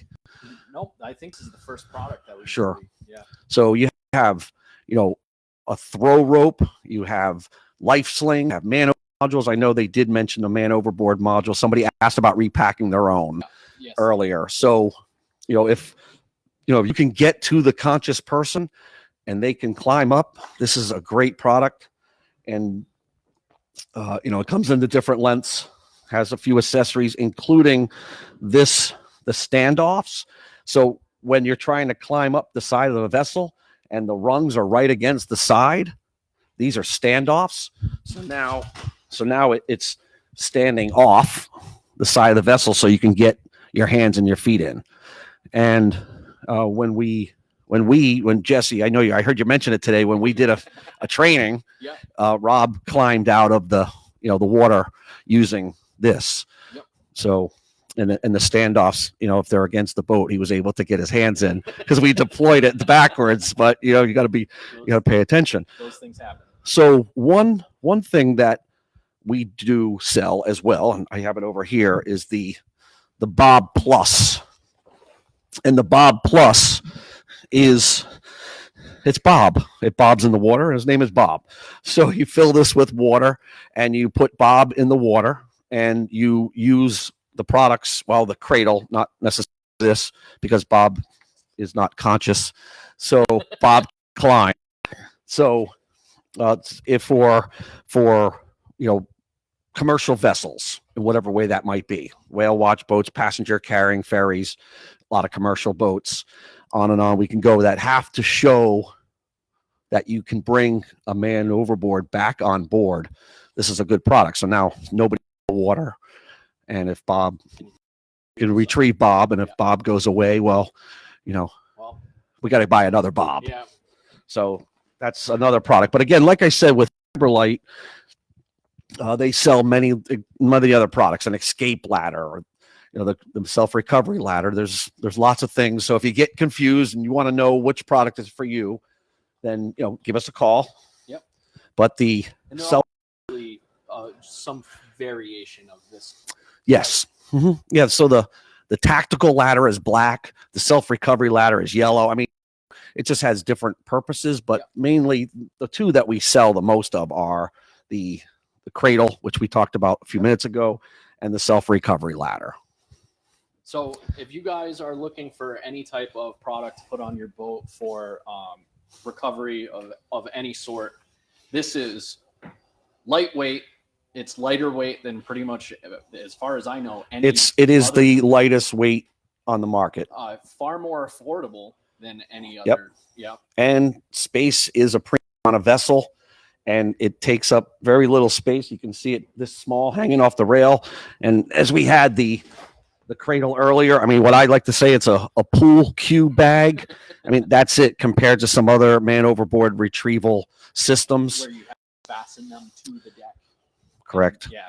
And they're heavy and they're bulky, and the person being brought back on, they can get pinched in the plastic. Yep. So this is, you know, for someone, you know, I know the last thing you're worried about, you know, is, you know, is getting pinched because you're in the water, but it's a comfortable retrieval as well. One less thing you have to worry about. Right. Yeah. Yeah. So personally, I believe this is a no-brainer product if you're looking to replace something like this on your boat, or if you're just looking to get something like this for your boat, which you probably should have. Right. So now in the commercial fishing market, there's a regulation that states, I won't be able to say it verbatim, but basically personnel has to be able to board your vessel. Yep. And if the freeboard is more than 4 feet, you have to provide something for them to come on your vessel. And this is, it's not Coast Guard approved. There's no product like this is Coast Guard approved. I mean, it is SOLAS approved, but the master of our area has seen this, approves this. So if you said, here's my ladder to bring personnel aboard my vessel, then the Coast Guard would sign off on that. Nice. So that meets regulations. Nice. Good to know. Yeah, and if you guys have any questions about this, if you go onto the website www.lrsc.com, go onto the FibreLight page. There's a bunch of information over there. If you have any other questions that aren't answered on the webpage, you can always give them a call here, and they'll be more than happy to answer any questions you have about this very unique and quite frankly, I've done quite a bit of research on this and its competitors, and it's really a no-brainer product to me. Right. That's my personal opinion. Let me know what you guys think in the comment section. And we're going to take a few minute break before we come back and wrap this whole thing up and do the giveaway. And we're going to do a little bit AIS for a few minutes. Yeah. Do you want to do that right now before we jump into a break, or do you want to take a second? Let's take a second and we'll do that. All right. We'll be right back, you guys.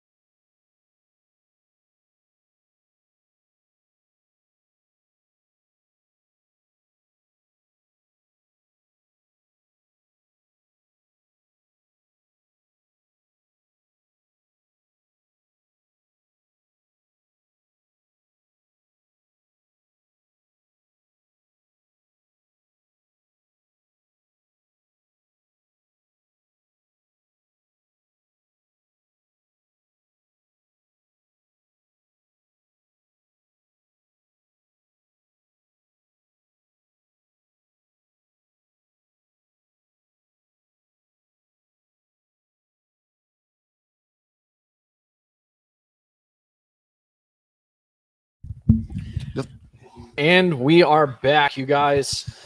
This is the final stretch of the virtual boat show for today. And I want to give a quick shout out to Jeff before he walks out the door. Jeff from Ocean Marketing. He's a rep for Viking and ACR and Mustang and probably 100 other maybe different lines, but bunch of different things. But he was a very big help to putting this whole thing on, and also helped by offering the giveaways that we are Giving away. So if you guys are interested in that giveaway, you can go ahead, like this video, tag somebody in the comments, and share this video, and you will be automatically entered to win either an ACR Rescue Flare or a Mustang 3183. We are going to do that drawing in about 15 minutes, but first, we have Brian. Brian's going to be talking about some AIS for the next probably 15 minutes, I would imagine. Yes. All right, take a deep breath. I'm sure I could talk for a long time. One of my favorite subjects is the AIS. So the AIS vessels have AIS on board their vessels for the most part. So if you're a commercial vessel over 300 net tons, you have to have this. I mean, this isn't, everybody knows what it is. So it transmits boat data. Okay. The important thing in our discussion and what we're doing is we're selling a AIS transponder. So a transponder is worn on the person. So when they go overboard, now they can signal back to the boat or anybody in the area that there's somebody, there's an incident. Okay. So there's other devices on the market. So magnet, there's other devices on the market will transmit a signal back to the multifunctional display. So on your boat, sorry, there's my alarm. So there's a little Roger Waters for you. Grow up, everybody's got a phone. Sorry. I got to be reminded to make sure that a customer is getting dealt with tonight so he can come get his stuff tomorrow, right, Barry? Nights and weekends. Right, nights and weekends. So the AIS unit, again, I'm repeating myself, but it'll put a round circle with an X in it on a chart plotter or on a multifunctional display, so you can see that there's somebody in the water. Okay. So it's the best system out there for this purpose. And as I was telling you earlier, there's a whole history of it, which I won't get into, but there's a whole history of man overboard devices. And until this has come along, everything pales in comparison. Gotcha. But and I can't get the expression right, but the horse before the cart before the horse type of thing, where everybody was trying to make a man overboard system that would talk to something on board. And now that you have to have something on board, this talks to what you have to have on board. So this is, by far the best system that's come out. I've been here 20 something years, and I've always wanted a good man overboard system. And, we go to boat shows and people say, what's new? And it's the same old, but this product, the FibreLight product we just talked about, things like that, get you reared up again, and get you excited about products. And it's definitely something that's valuable. So, how does something like this work? Well, it's definitely going to be, you definitely have a manual option. So if it doesn't work mechanically, it'll work manually. So what I mean by that is when you're wearing a life jacket and you have a life jacket on, and we're just going to open this up real quick. And on the inside of all life jackets, you're going to have an oral inflation tube. Let me back up and say, most times on an inflatable, you're going to have some kind of oral inflation tube. I don't know of a life jacket that doesn't have one, but if there's one out there, well, mine doesn't have that. So if you don't have an oral inflation tube on your life jacket, you might be in trouble. So how the AIS work is, this is just on a little display board here, but there's a clip that clips onto here that also clips onto the oral inflation tube. So this would be on here permanently. And enclosed into your life jacket. And the way, and we can, you can put that. So the way it works is, again, mechanically, it's not water activated. These 2 units, I do have one that is water activated, so you can get one water activated. So it's bigger, and it might not fit in your life jacket. So if you do buy something like that, you want to make sure it fits in your life jacket, because if you can't close the life jacket back up because it's too big, then you shouldn't have it. Right.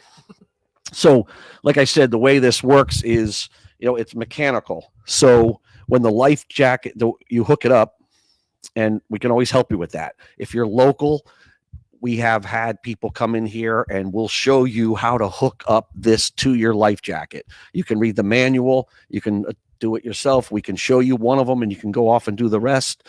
It's not difficult, but you want to make sure that it's going to work. So what would happen is there's like a ribbon that comes off of here, and it either wraps around a bladder if you have a loose bladder, or it's called a non-welded bladder. So this would wrap around, or you tape it down to a non-welded bladder. So basically this slides, and this is a demo, so I don't know if it does actually slide. There's a little antenna back there. So, come on. So this one doesn't work.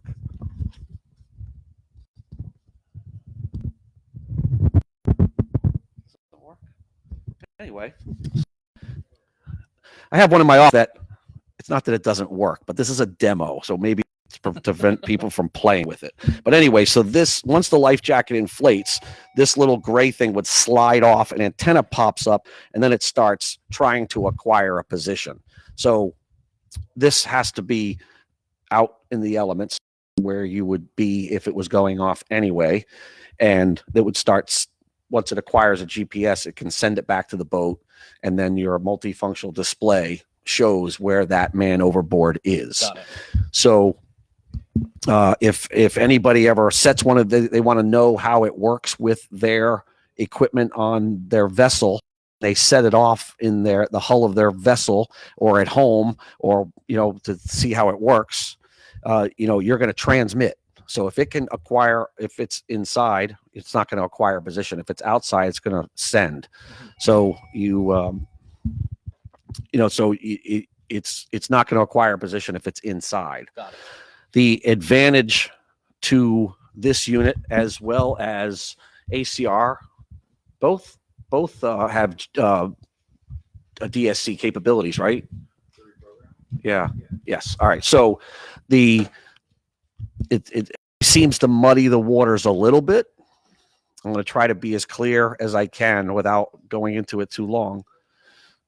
The AIS on its own, AIS will transmit to every vessel. Hands down, we're done. End of discussion. So the AIS part works no matter what, and it will be received by another vessel as long as that other vessel has an AIS system on board. Got it. I guess I should have said that in the beginning. So if you don't, so you have AIS, it's going to transmit.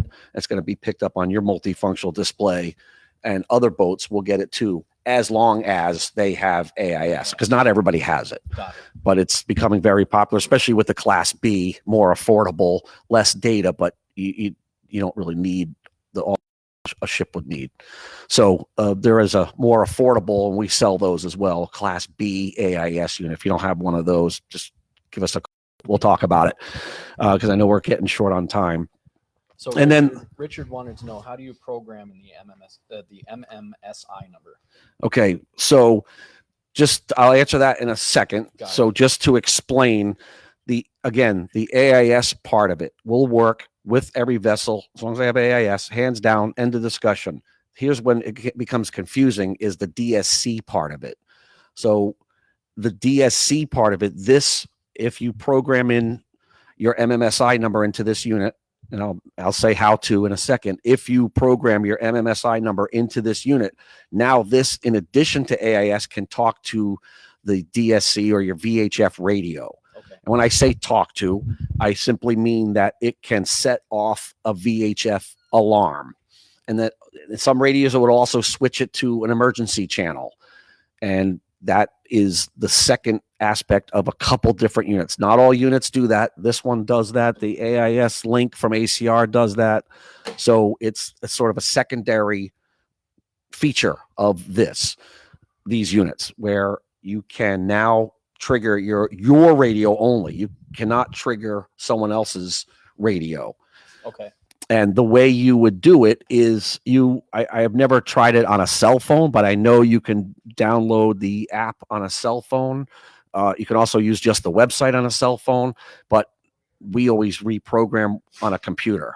Okay. So there's an app you can download on your computer, or you can do it on a website, and you have to follow the directions, and it's sometimes a little tedious.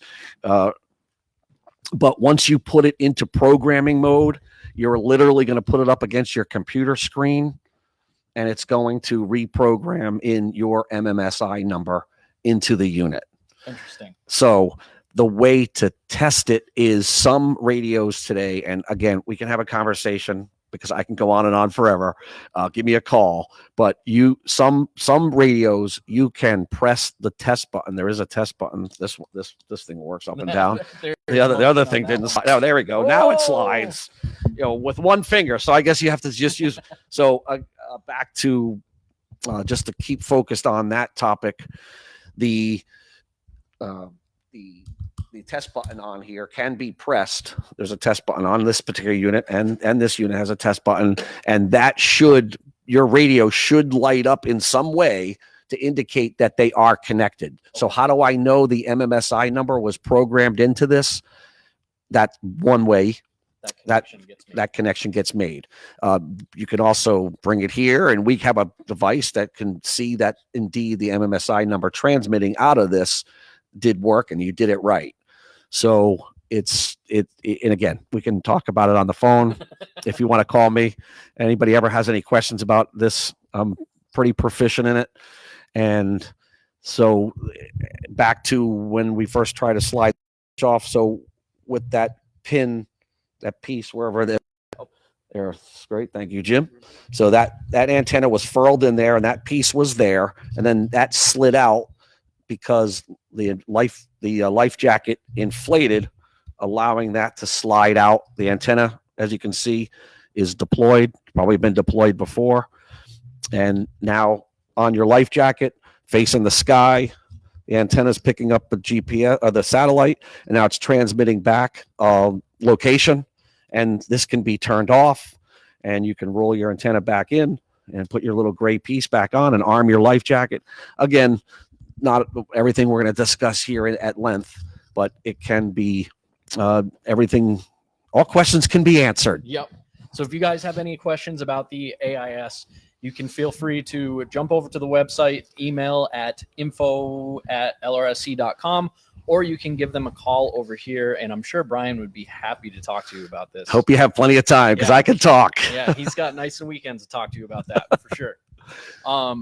So we're actually going to take 2 minutes. We're going to take a break.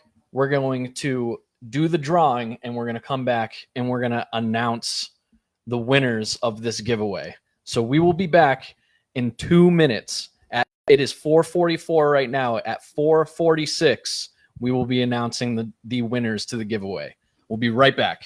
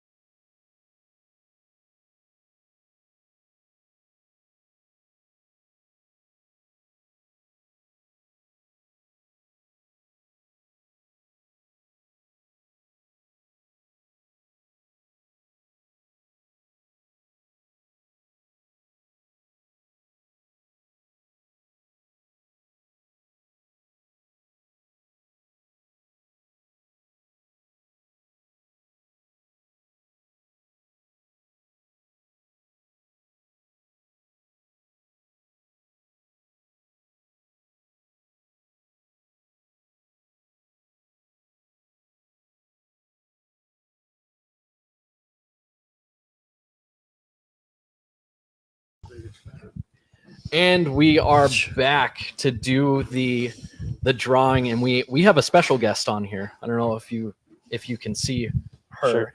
Sure. Let's move this out of the Sugar. way. We'll do this right here. Oh boy. So, we have two winners. One that wins a Mustang 3183, one that wins an ACR Rescue Flare. The first one that we're going to announce is the Mustang 3183.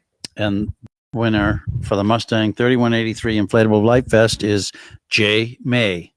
Jay May. So you are a happy winner of a Mustang 3183.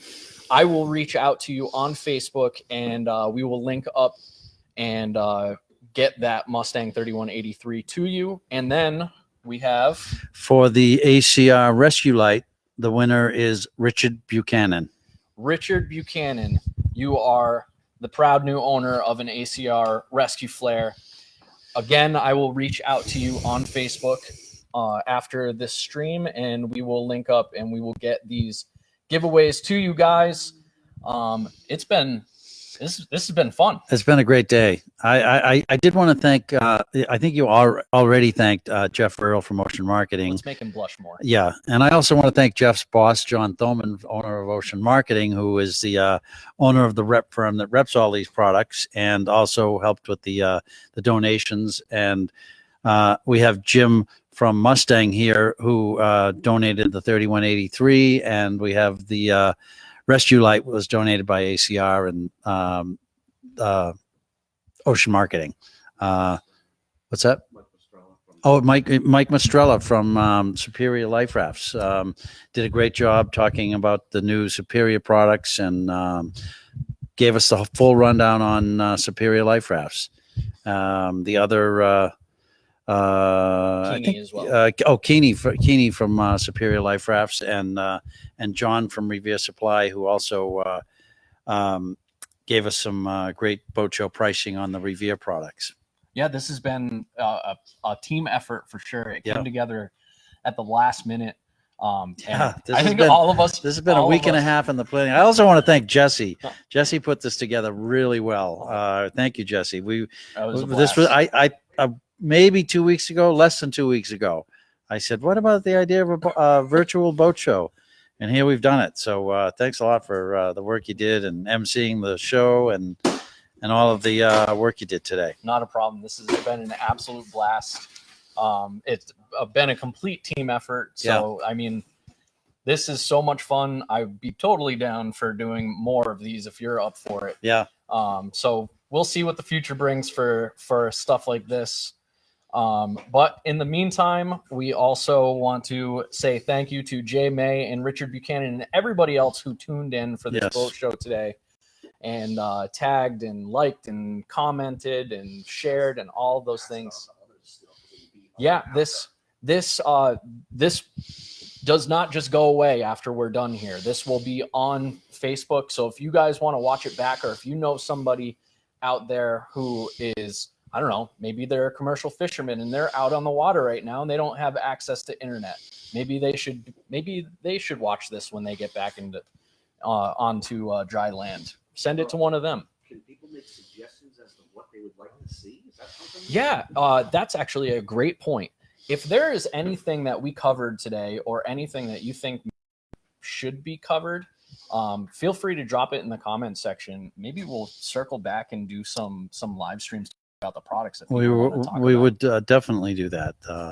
Springtime coming up. There's a lot of people want to get on the water and get out of the house. So we're here, and we might do some other informative web video coming up. Yeah. Visit our store if you're in the area. Yeah, if you're in the area, if you're in the Rhode Island, I mean, let's be honest. If you're in the New England area, you're pretty much in the area, unless you're from Rhode Island, in which case you're a Rhode Islander, and if it's more than 15 minutes away, then it's a day trip. Yeah. But if you're in the area, feel free to stop in 590 Fish Road in Tiverton, Rhode Island. Monday through Friday, 8:30 to 5. You can find Brian here probably even after those hours. Most likely, yeah. But yeah, it's been a great time. Yeah. Thanks for having me down Yeah. here, Jim. And we're gonna wrap it up here. I know it's only 4:54, but I think we got the. I think we got the I point think we did it. across. Yes. Thank you so much, everybody, for watching today. All right. Thanks. Have a good night, everybody.